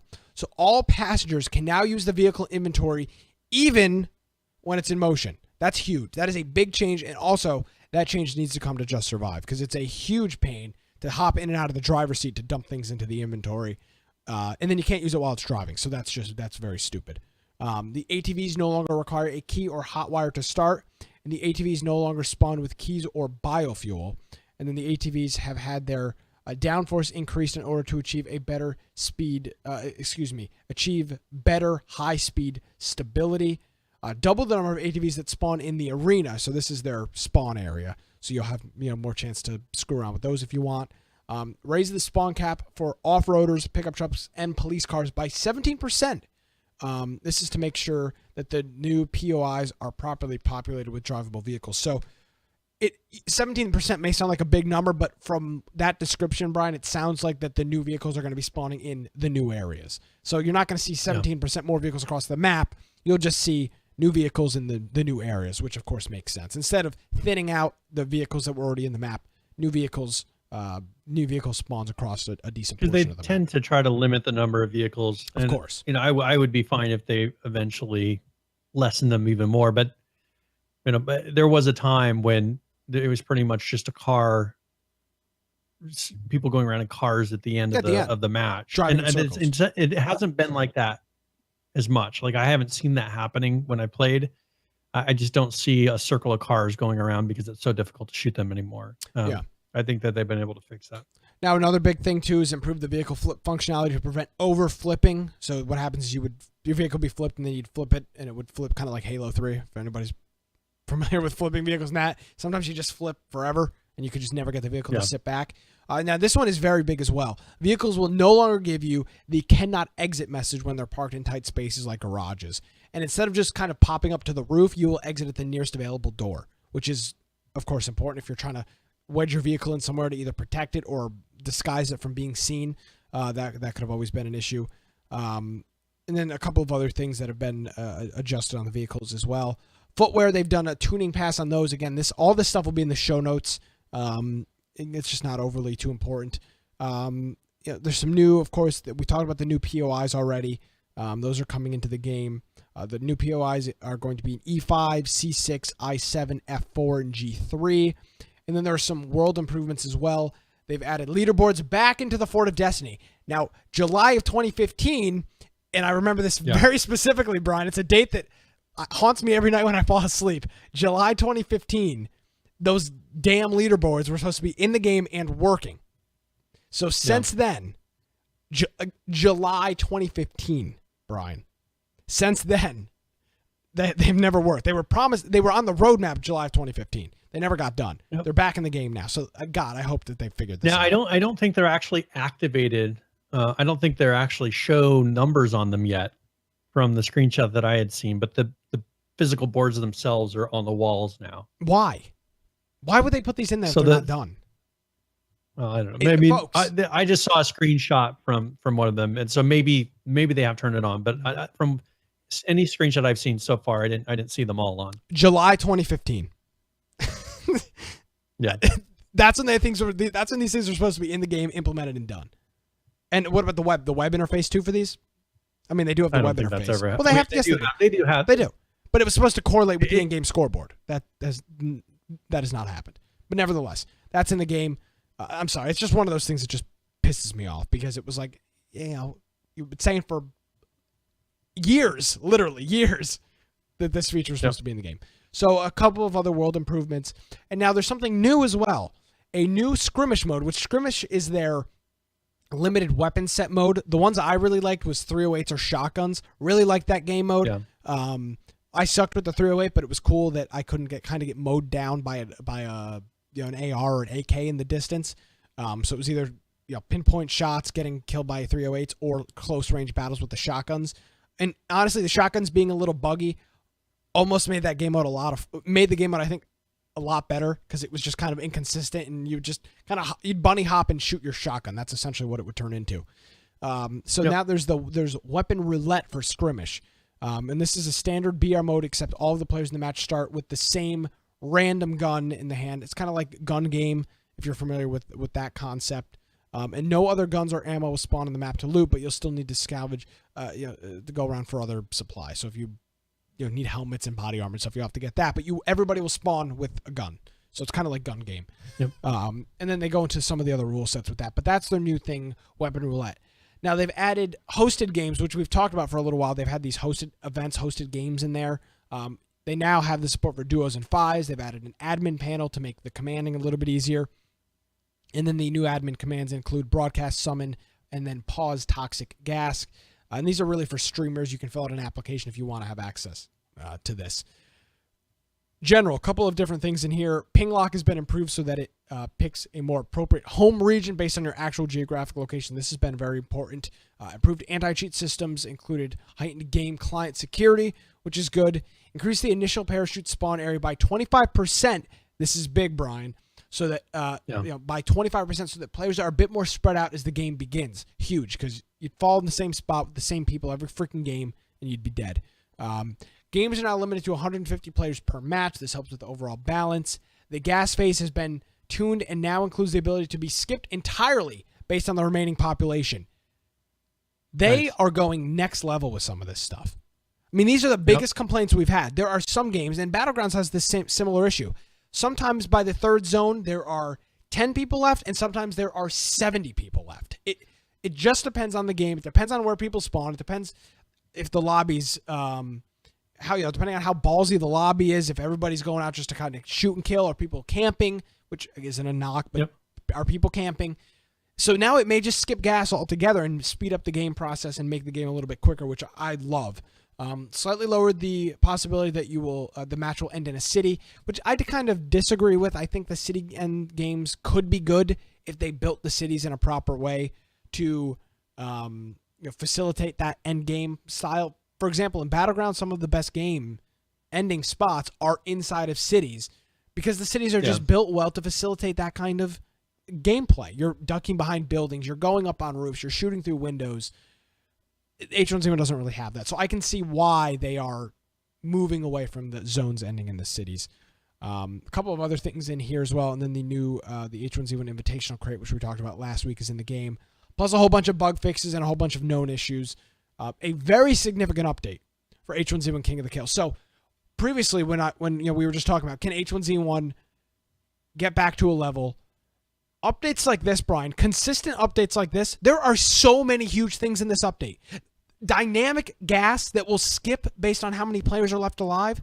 That's huge. Yep. That's a huge that makes feature. it so you don't have those. And that's the thing. The thing that the game has in its benefit that made it fun for streaming, that made streamers enjoy playing it, was the fast paced. It's not always a running simulator. People were able to play it and get a lot of PvP action in, a lot of clippable moments.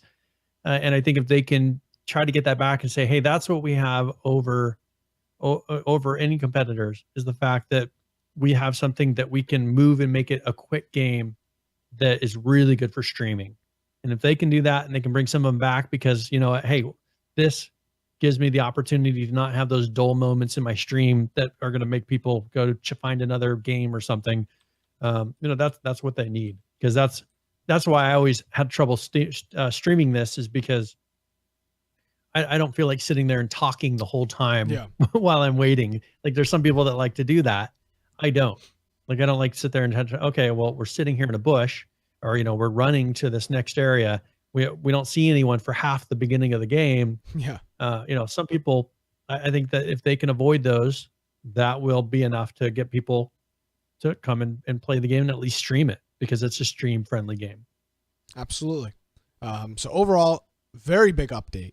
Now I did put a link to the leaderboards in there if you want to see the picture. And here's where I was getting I don't think they're on yet. It's exactly what they look like before, almost. Yeah. So they just copied and pasted them on the walls. They better work. They're there. So, I mean, you can see there's the daily kills or daily wins, monthly kills, monthly wins, long-term kills, long-term wins, weekly kills, weekly wins. So those are the different leaderboards that they have. One can only I don't know. Yeah. Someday they will be turned on. I'm going to have a union electrician come out and run them. I've got my union electrician. I've got my fingers crossed. Yeah.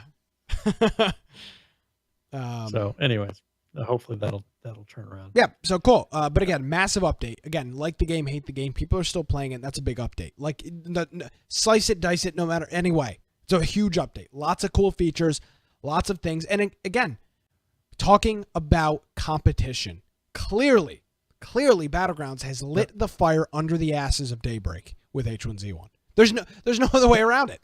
I mean, you look at what kind of updates they were doing before Battlegrounds launched. It was, fix the shotgun, improved anti-cheat, improved this, improved that. Inside the vehicles have been updated. I mean, you're just talking things that just weren't game changing. half of this patch is game-changing things. They've literally redone almost all the weapons, retuned all the weapons, retuned all the footwear. I mean, we're talking massive and that was stuff. part of my frustration. I mean, that when I go in there and play, my biggest frustration was the weapons. Yeah.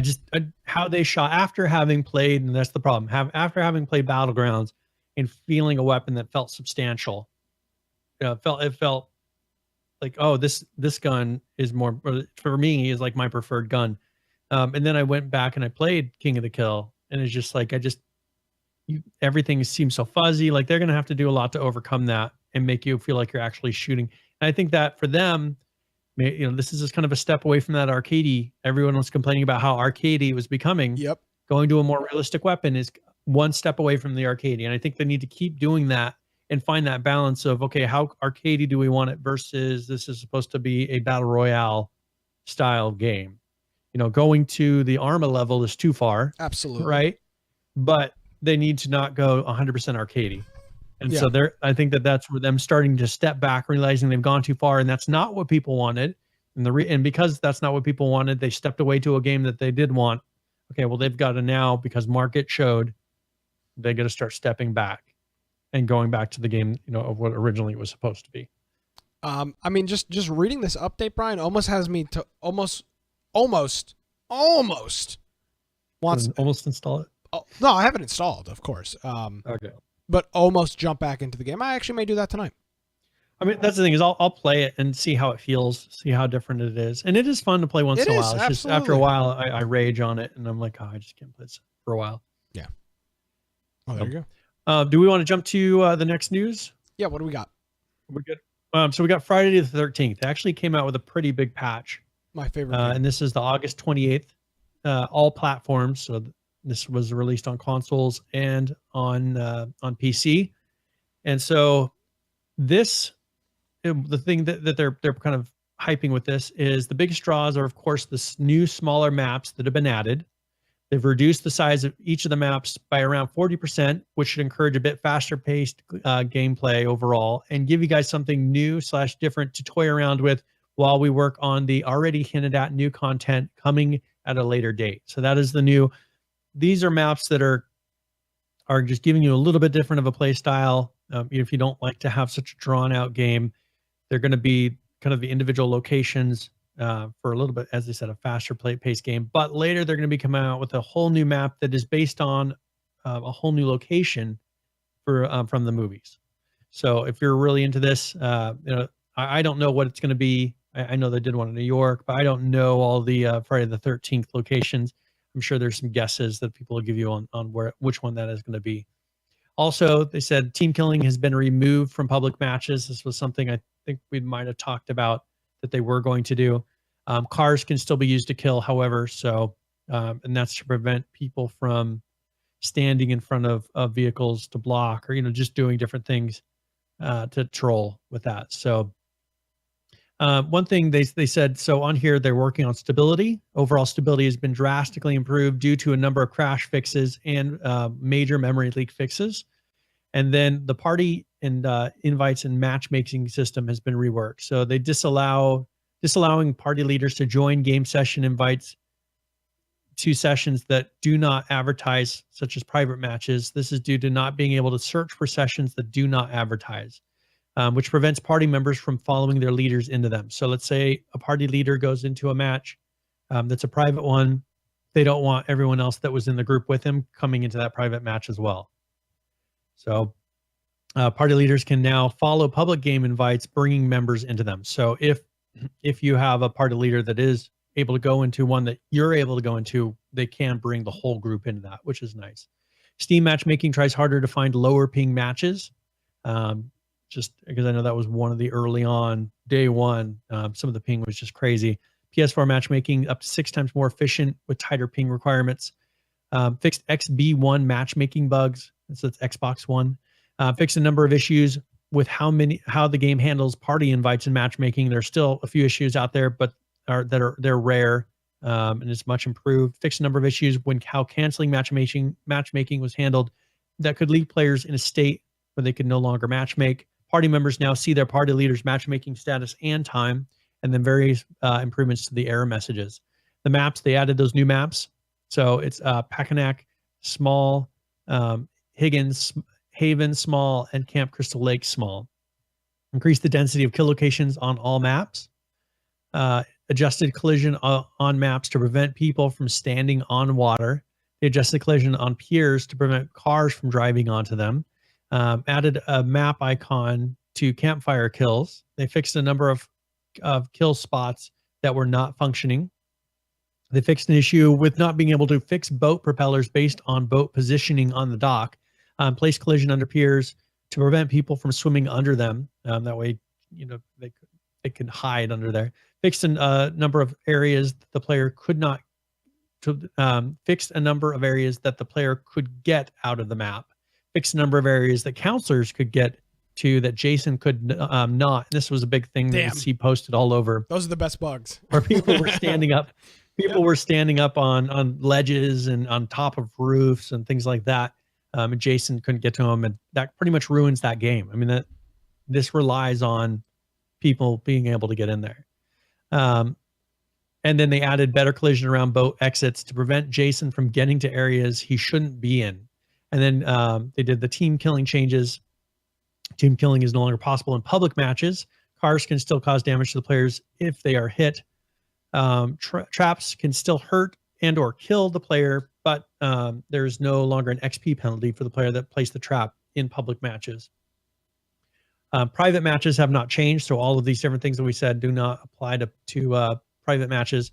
Fix an issue where the counselor's breath wouldn't start to recharge if the user continued to hold the button after breathing was depleted or breath was depleted. They fix an issue with fear being canceled if pulled out of the car. Fix an issue with the police objective happening when it shouldn't be. Fix a number of issues regarding objects falling through the ground. Fix an issue where damage and stun chances were only being calculated on the first attack. Jason can no longer block through traps, firecrackers, flare guns, shotguns, and the police. That was big. That was the thing that he was able to block through that stuff was a huge pain in the ass. Because I mean, that's the whole point of what they're supposed to do is it's stun the person. When Jason can block through it, it's beyond stupid. They fixed the reliability of perks that spawn items at the start of the match. And then they had miscellaneous fixes. They increased the texture resolution on the Xbox One. They fixed the PhD for murder achievement / trophy. Improved intro and outro cinematics. So if you go in there, you'll see that there's some new things in the beginning.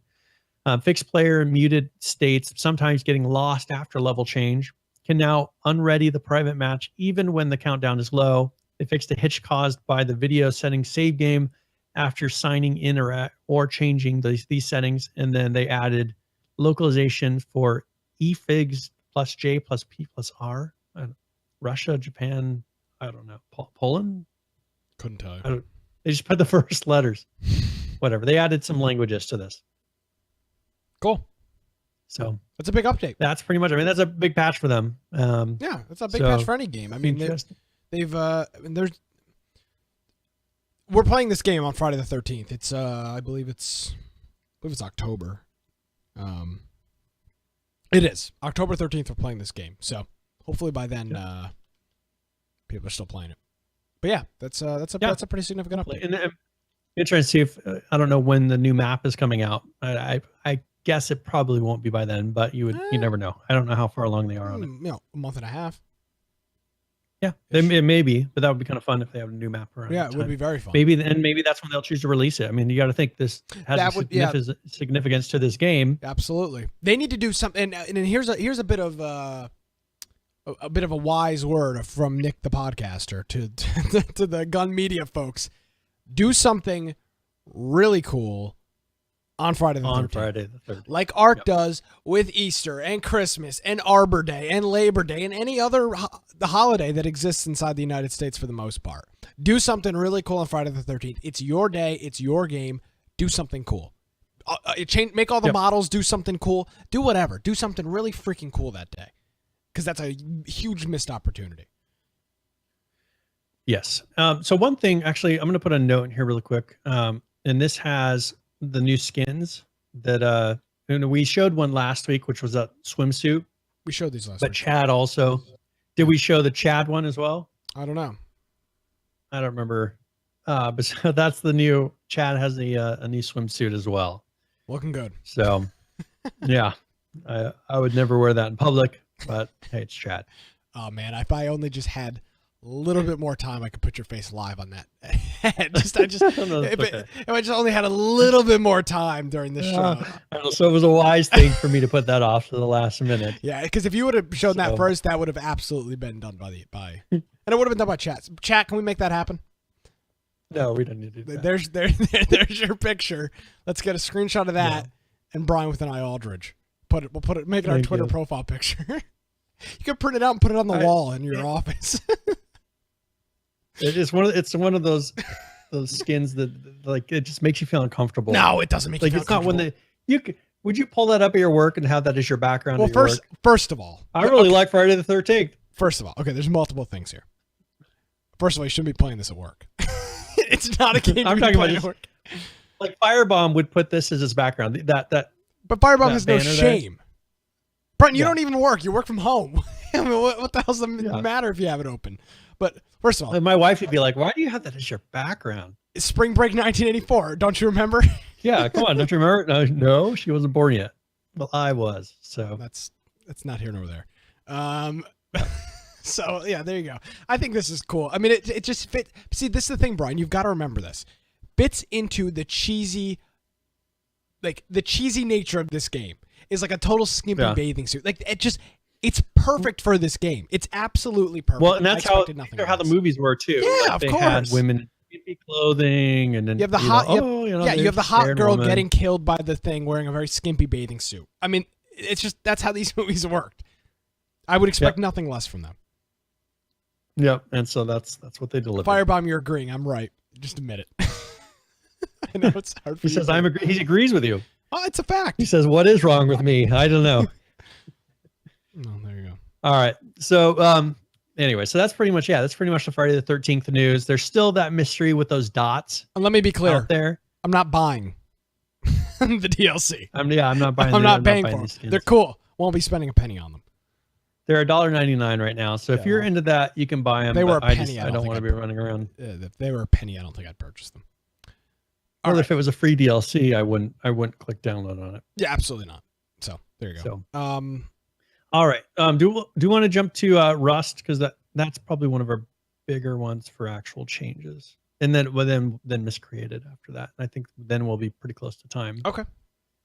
If that works for you, and then we can go into current players and things. So what's going on? We can skip the rest. We have some notes.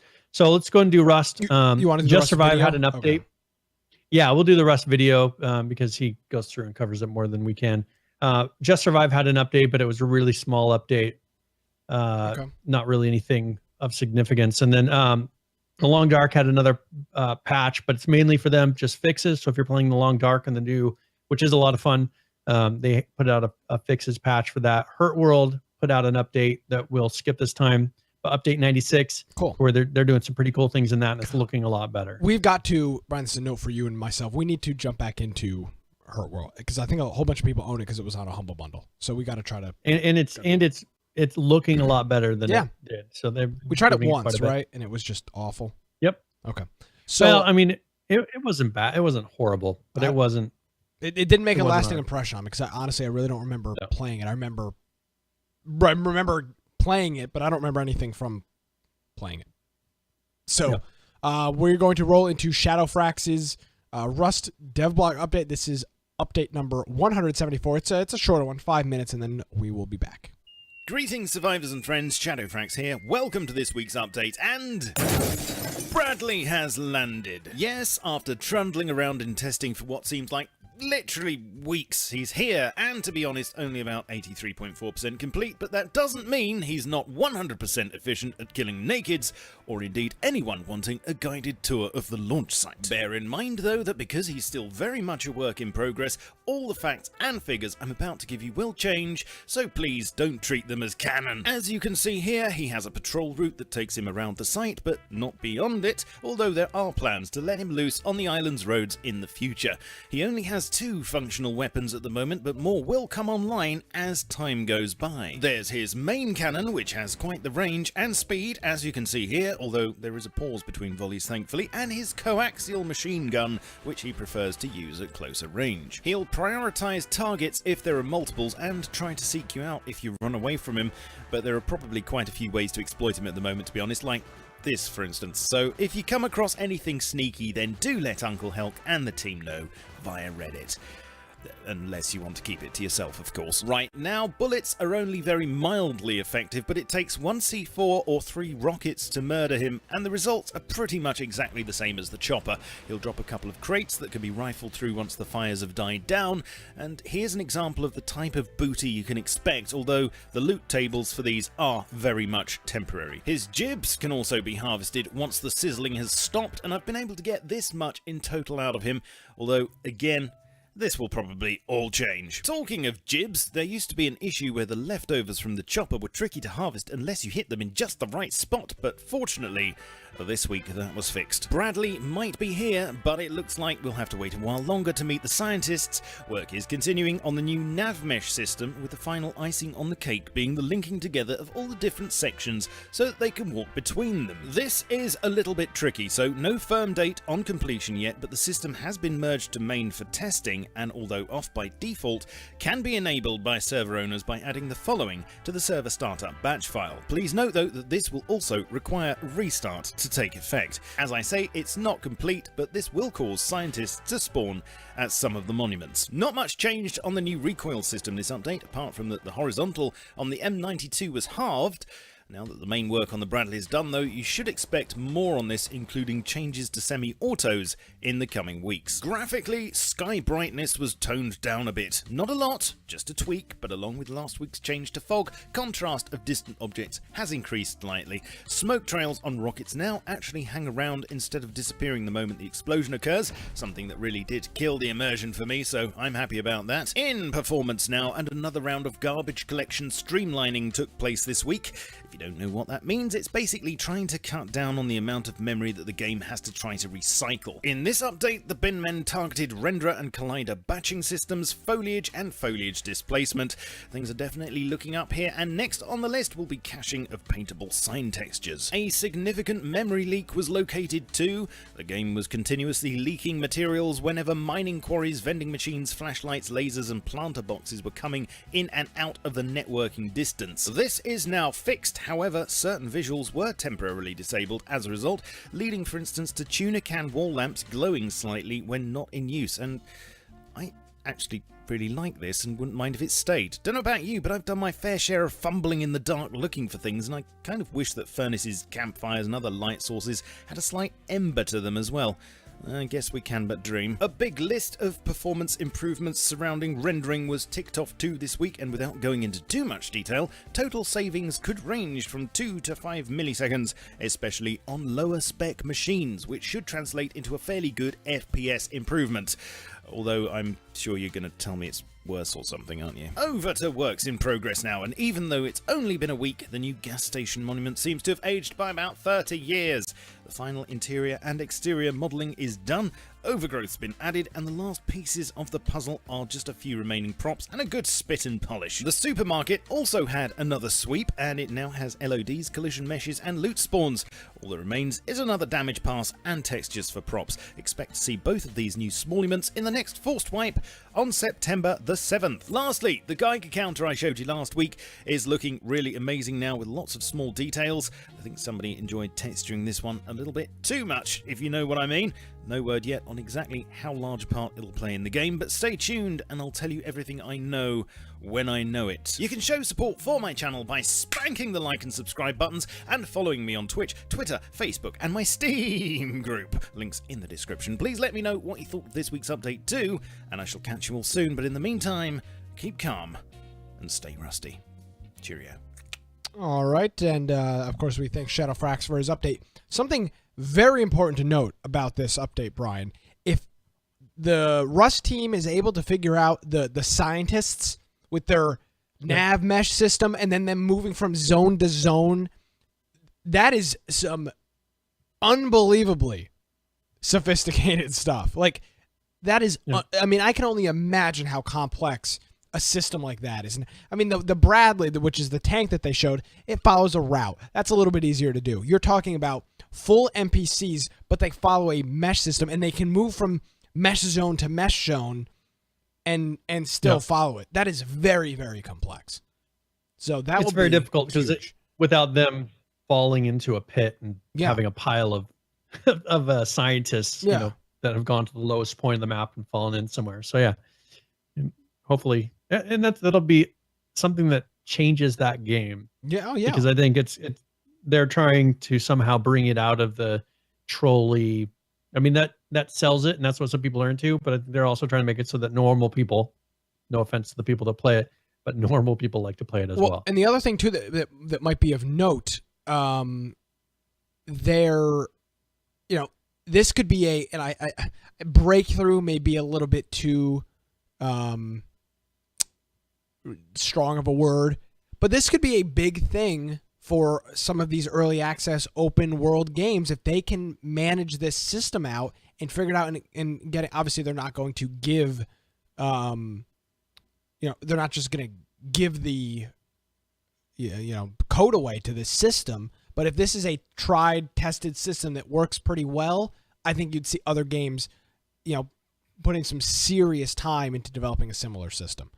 Yep. Yeah. There you go. All right. So there's an update on ARK, and thank you. Oh, okay. Do you mind if I read this really quick? No, go ahead. Hold on. Wait, hold on. Hold on. Here we go. All right. Brian, what do you got for us?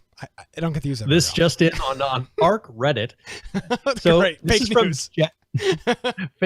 No, this one's real, I swear.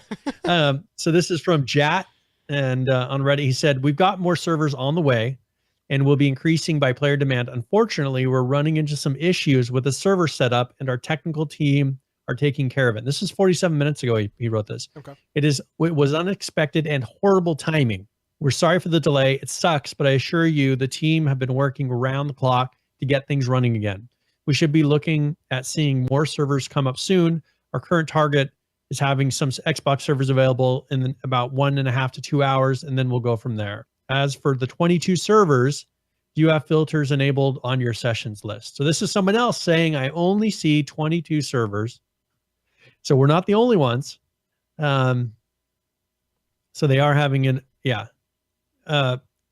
so he says, any numbers? I have a feeling you are grossly underestimating how much demand for new servers is. We currently have approximately 100 official servers, which 24 are EU for the new cluster. I would say you would at least need to triple that number at the very least, is what someone is telling him. I would agree. So yeah, hopefully they realize, like, he seemed surprised. What, you're only seeing 22 servers? Yes, that is what's happening. Like, they're talking about Xbox servers rolling out and all this. I don't think they understand. We're talking about PC servers. Like, PC servers are not there. Well, he knows. And so hopefully hopefully they do, because he seems Well, again, people are right. Most people want to play PvP on the center. Or excuse me, is the center the original? No, not the center. The island. The island. That's the original map. That's what most people are playing.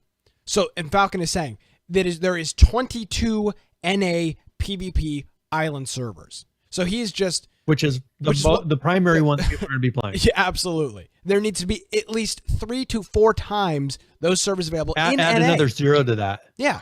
You could add another 0 to that, and that'd probably be enough. Yeah, well, I think that'd be a bit excessive. But for NA, there needs to be at least 3 or 4 times that many servers, just PvP, just the island. North America, yep, on the island. So that concludes our breaking news segment. Fantastic. Back to you. Back to you in the studio. Right. So we got Rust, big stuff with them, and of course this ARK situation. As we get close to showtime here, wrapping up the show.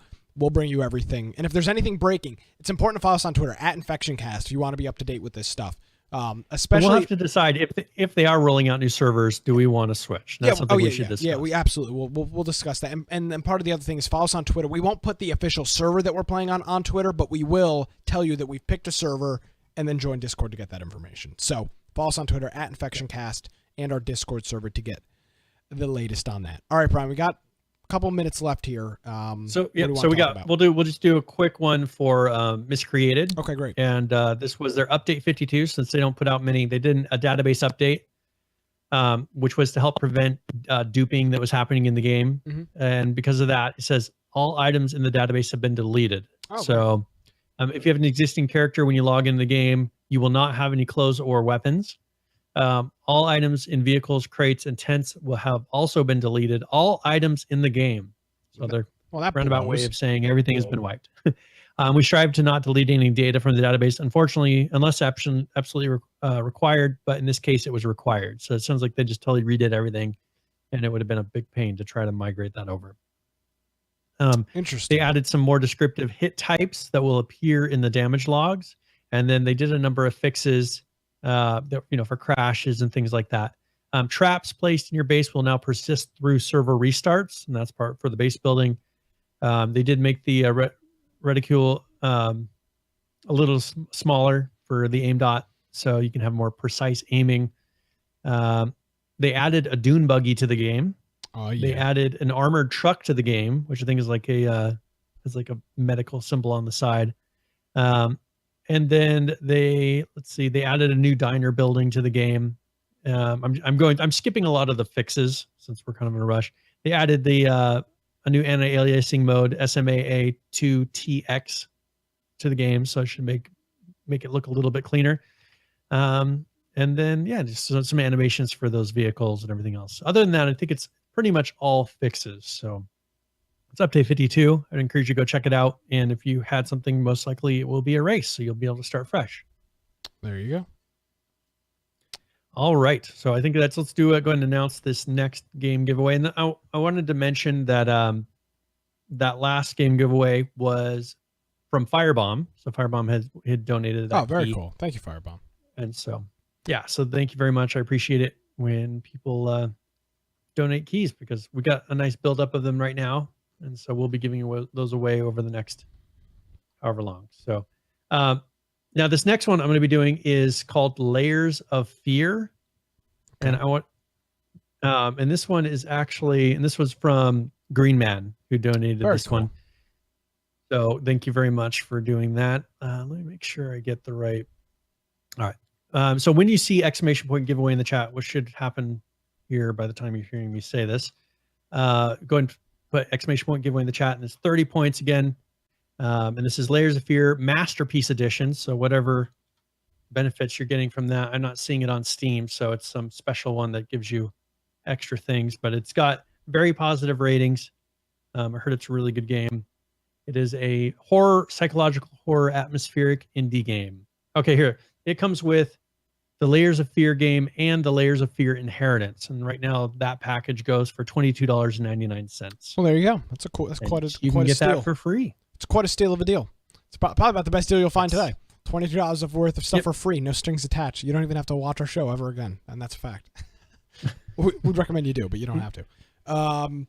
And of course, going into that, Brian, the ways that you can help support the show, of course, like you just said, Firebomb and Green Man, donating games. And if you want to do that, contact Brian. You can contact him on Discord, Twitter, Twitch, email, however you want to get in touch with Brian. You can do that and give him a game. And again, we'll give you credit. We'll shout out a server or a YouTube channel, whatever you want, if you want to do that. So you can do that, of course. And now there's a couple of other ways on our website, infectionpodcast.com/support. We have our Amazon affiliate program, which you can find at amazon.com. And we've got the links here where you can, use it in a bunch of different countries, and it helps us out when you do that. A direct contribution through PayPal, which is common, people like to do, and Humble Bundle. And we've actually got a really cool Humble Bundle right now, Brian. And the reason it's really cool is because of American Truck Simulator. I know. I was thinking of getting it just for that, because you've been telling me that you like that game a lot. ATS and ATS multiplayer is fantastic. You can get it for $10 with this, and you can use our link if you go to infectionpodcast.com/support. Click on the red Humble Bundle icon, and it'll bring you over to the to the Humble Bundle site with our Infection Podcast code. And you can see the reviews. 91% of the reviews are positive on this game. So you get this for $10. You get this and Warhammer. You get 6 more games in excuse me, more Plus games it in says 6 they're days. actually going to be adding in more games So later. 6 days, 20 hours, you're going to get more games. If you don't have American Truck Simulator and you're fringely interested in what a game like this is, and it's, by the way, a lot of fun.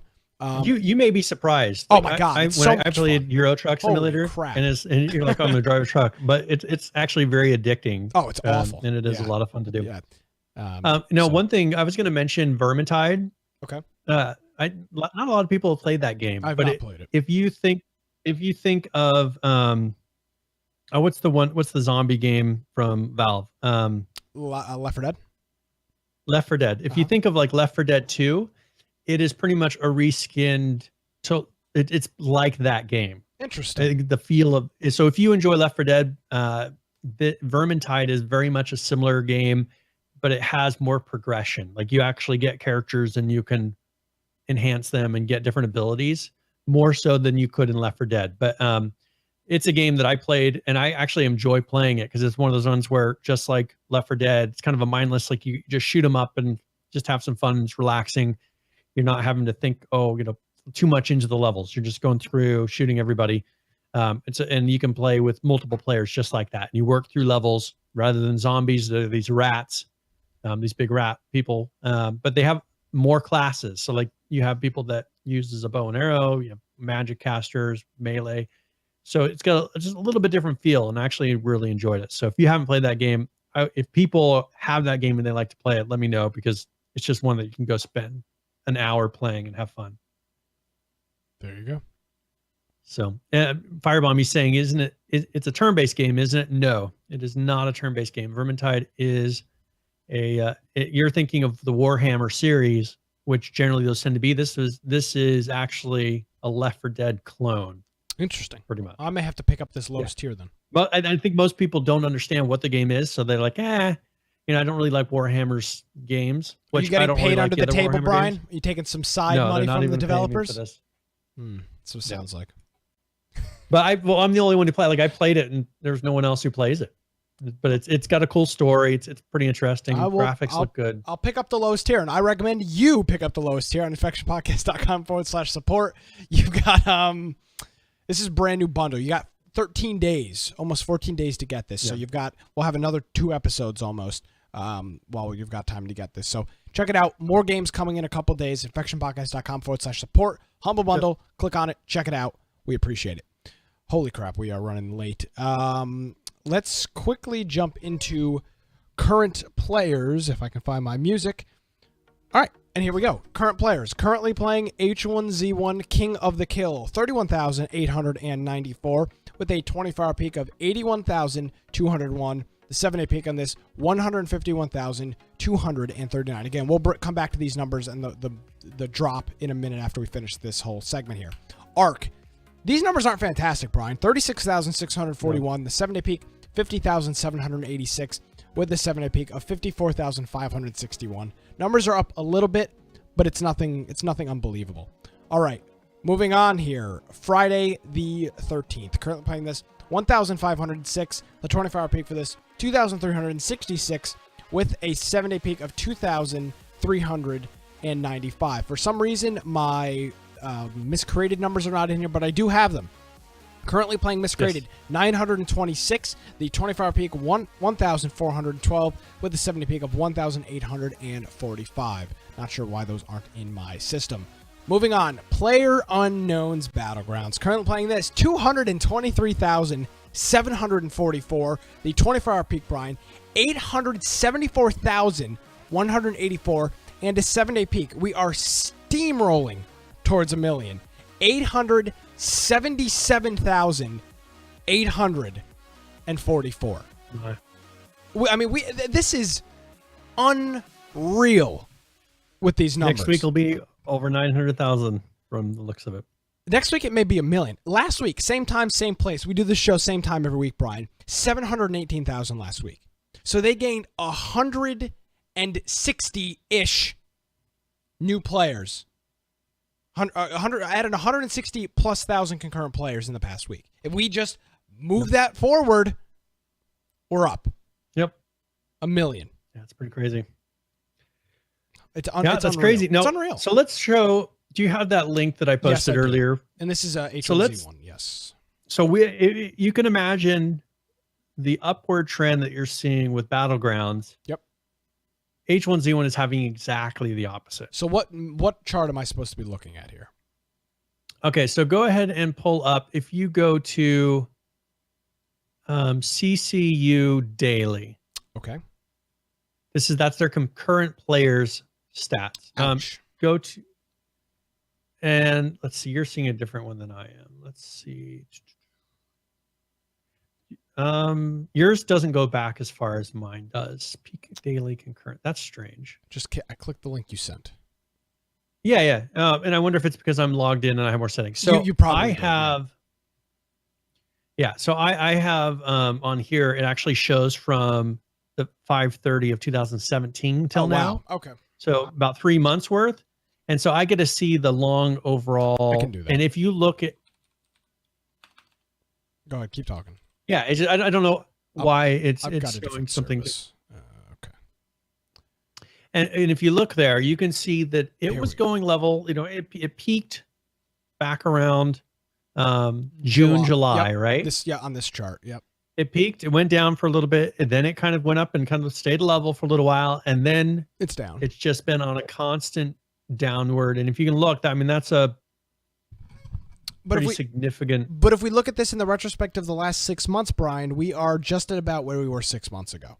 So you know, the last 6 months. But it was on a constant trend up. Correct. And yeah, this is a very big change. Well, I mean, of course, Brian. I mean, it's lost that in a month. But here's you know what's so shocking to me about this entire thing? None of the people that are playing Battlegrounds came from H1Z1. Because these numbers haven't really. I mean, we are talking about a game that is literally gaining anywhere between 90 and 200,000 concurrent players a week. I mean, I would expect H1Z1's numbers to be non-existent at this point, and they're not. The amount that they're gaining is the amount that they're at now for concurrent players on King of the Kill is half of what Battlegrounds is gaining every week now. Yeah. The total concurrent for King of the Kill is half. That number is half of what Battlegrounds is gaining every week. Yeah. So there you go. Yeah, I mean that's the thing is it is there's got to be a point, and if you look at dipped down extra far last week, and it came back up, so it'll be interesting to see here in a couple of weeks where that goes. I mean, it went down. Is that the bottom? Is it going to now start kind of going up and leveling out, or is it going to keep going down? And we won't know. I mean, it's kind of hard. I can't guess. I don't. If I could figure this out, then I'd be rich in the stock market. But you sure as hell wouldn't be sitting here with me. Yeah. So I mean, as far as numbers, like that's, it's anyone's guess, and they've got to be trying to figure this out at daybreak as well. How are we going to turn this trend around? Because at this rate, in 3 months, it's going to be at the bottom. But again, that's likely not going to happen. But again, in all fairness, we look at 6 months. This is kind of what we're a little bit lower than we were 6 months ago. So there is a possibility, Brian, that we're on this curve and we're just about to hit another peak. And especially with that update we just talked about, that's a huge update. I'm going to play H1Z1 this week. I'm going to play H1Z1. So we'll see. I mean, that's the thing, is that we'll see if that's what this new update is, what's caused that to now have an uptick. And if that is enough for players, if it'll just keep going up, they may be able to recover from that trend of people just dumping the game. Absolutely. So we will, of course, as always, keep you up to date. Now, for Game of the Week, we didn't mention this. Game of the Week, we're going to be doing ARK. ARK. Yep.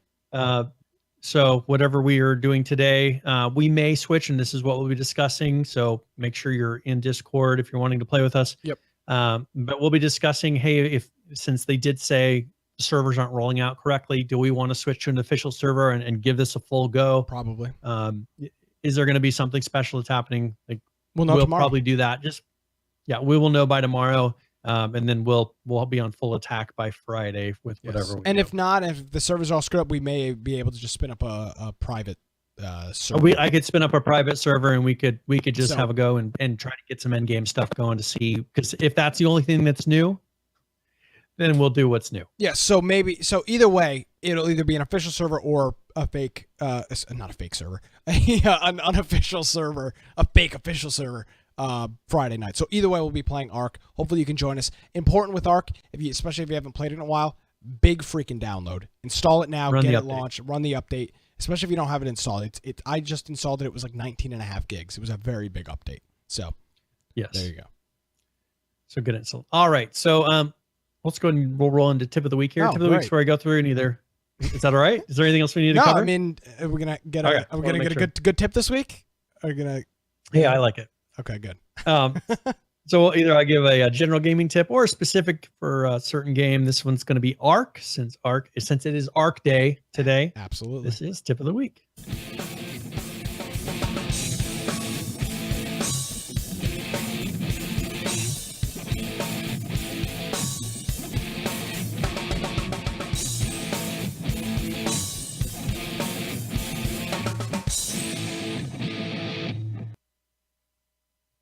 All right. So since this is an opportunity for people to actually have a fresh character on an official server, and things actually matter, and you're not just being handed everything by players that are already fully leveled up, I wanted to go a little bit into some of the tips of how to handle your attributes properly, because it's something that if you don't spend them correctly, especially in an official server, without starting a totally new character, it becomes until a later game where you actually can rewipe those and start over.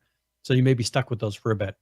So early on, you need to focus a lot of your points into health and fortitude. Health, of course, in case someone attacks you, you're trying to tame a dinosaur and it's attacking you while you're trying to knock it out. Things like that, health becomes very important. But also fortitude, which is what helps you deal with cold and heat in a better manner. So with that, if you go into more of the cold regions, if you go where it's incredibly hot, if you have a high fortitude, you're less affected by the weather. You'll lose less health. Most likely it'll help you to survive those situations. One thing you want to be very careful about is not stacking too much health or melee. That's something that's really tempting early on in the game, to put a bunch of health and melee in your character. But you got to realize once you've got armor and you have certain weapons or dinos, your melee damage doesn't really matter as much. Also, you can get too much health where it's not really as much of an issue once we have nice armor. So one thing you also want to be mindful of is to make sure that you put some points into carry weight, because you may have a very limited amount of weight that you can carry if you don't put enough points into it. And you'll find that you aren't able to carry wood and you're walking very slowly when trying to harvest wood, maybe to upgrade your base.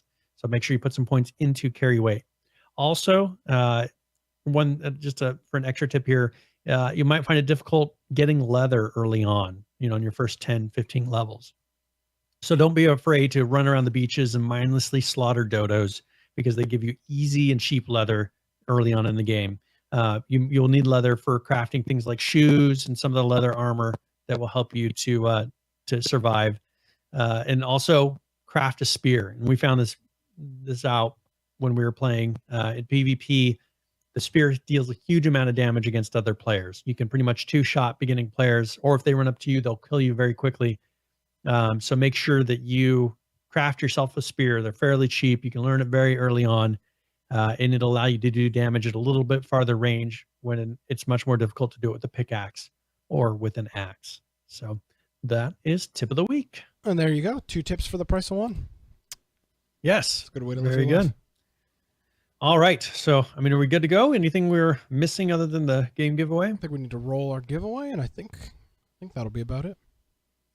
All right. So, congratulations, Locklore 97. He's been a long time listener of the show and watcher of the show. So, I will send you a message, and it will have a code for that. So, congratulations. Yes, of course, and all of our social media is on infectionpodcast.com. I actually got a question from somebody, a private message. Are we going to PAX South? No, not this year, but our goal is to maybe go out to, we're going to try to do a PAX next year, and it will most likely be PAX South. we're not nothing official with that, but that is kind of our thing. Because we did PAX East this year, obviously, and I think it was well worth it, Brian. We had a lot of freaking fun. Yes. And if we just call it as a trip and nothing else, we had a lot of fun. So PAX South is kind of what we're planning on for 2018. So we'll see. It may not happen, but that's kind of what our thinking is right now. So no, we're not going to be at PAX South. I'd love to be. Of course, ARK's at PAX South. I bet you'll have that big damn dinosaur. Are you? Well, they're at PAX West. I'm sorry, PAX West. I'm sorry, no, not South. I'm totally screwed. PAX West is the one that we're planning on doing, not South. They just always screws me up. So that's the one out of Seattle. PAX it's the biggest Pride, one. yes. So, yep. So it would give us the opportunity to meet up. Yes. Because we're, as Nick says, we're a big deal. So we'll line up those interviews and get all the. I've never been off the East Coast. Fun fact. I don't think I've ever been in a state that has not been bordering the ocean. But Well, every state. well, and okay, so in Seattle is on the ocean. No, so but I now- mean outside coast. I've never been to like any Midwest state. I mean New York, Massachusetts, like those. Idaho, we border Canada, and we have no ocean. But you've traveled. You've been all over the place. You've been to New York. I've been all over. I have not been a single state removed from the Atlantic Ocean. I think you would like Seattle. Seattle would be a lot of fun. All it does is rain. The weather isn't so crazy. It rains. Well, but it's not so cold. I mean, that was the thing it's about. not cold here now. I'm a PAX southerner now. It's not cold. But I'm here. saying PAX East, it was so cold. Oh, it was fantastic. It was a lot of fun, but the weather is like it can get extreme. The there. longest Uber ride, free, just like with your gloves, trying to tap to get your driver. Trying to get the guy to show up. My favorite part of PAX, I'm just going to say this, we're a little long on the show. Favorite part of PAX, huge lines of people waiting to get into the door. Nobody in the middle line. And Brian's a nice young boy from Idaho, doesn't want to break any rules in the big city. And I'm like, I'm a rule follower. I'm like, screw it. We're just walking through this middle line. And we did. And there was nobody in the line. Nobody said a damn word to us. Lance was like, "Are you sure?" And we're just like, "You gotta walk and act like you're supposed to be doing." Just walk. And I didn't talk to anybody, scan my stuff, and then we were right inside. As everybody else freezes their ass. It was like 32 degrees out and snowing, and we just straight through. So, fun fact. Check it out. We'll probably get our pass presses revoked for next year because of it. But nevertheless, there you go. All right. Well, very good. Thank you everybody for watching, and make sure check out your podcasting app because we just want to make sure that is happening properly. Perhaps download, if you want to be extra helpful, maybe download one of the podcast apps. Make sure that our podcast shows up in the list because you may see it if you've already subscribed to it on your podcast app. It may just still be there. We want to make sure that it's fresh into where people that are looking for the podcast that don't already subscribe to it are able to find it. So that would help us out. Whatever ones and if you find that we're not listed, let us know. And even if it's one that we've never been listed on, we do everything we can to get listed everywhere. So, all right. If you want to find me at Boise Computer on Twitter, or you're more than welcome, go check out my blog, biteoftech.com. Of course, go check out our website, join our Discord. If you're looking to play some ARK this week, make sure you join us because we'll be doing that throughout the week. It'll be a lot of fun. We're trying to get as much progression as we can. And, I will see you guys all in the game. And if not, next week. But make sure you join us for some ARK. Yes, of course. I think everybody here plays ARK. Yes. Again, thank you everybody for tuning in. We are here live every Tuesday, 7 p.m. Eastern, right here on our Twitch channel, twitch.tv/Infection Podcast. Subscribe to us on YouTube, catch all the past shows. Again, subscribe to us on podcast apps on our website, infectionpodcast.com. We've got every possible podcast solution listed. If you can't get the show in an app, you've got problems because we're literally in almost every podcast directory that's out there. We're on Stitcher, we're on TuneIn, wherever you can listen to media, we are listed. Not Spotify. They're weird with their submission process, but almost everywhere. So you can do all of that stuff. Alrighty, folks, that is going to do it. You can follow me on Twitter at Nicholas M. Craig. Of course, you can check out our website, infectionpodcast.com. That's going to do it for episode 137 of Infection. Have a great week, everybody. We'll see you next time.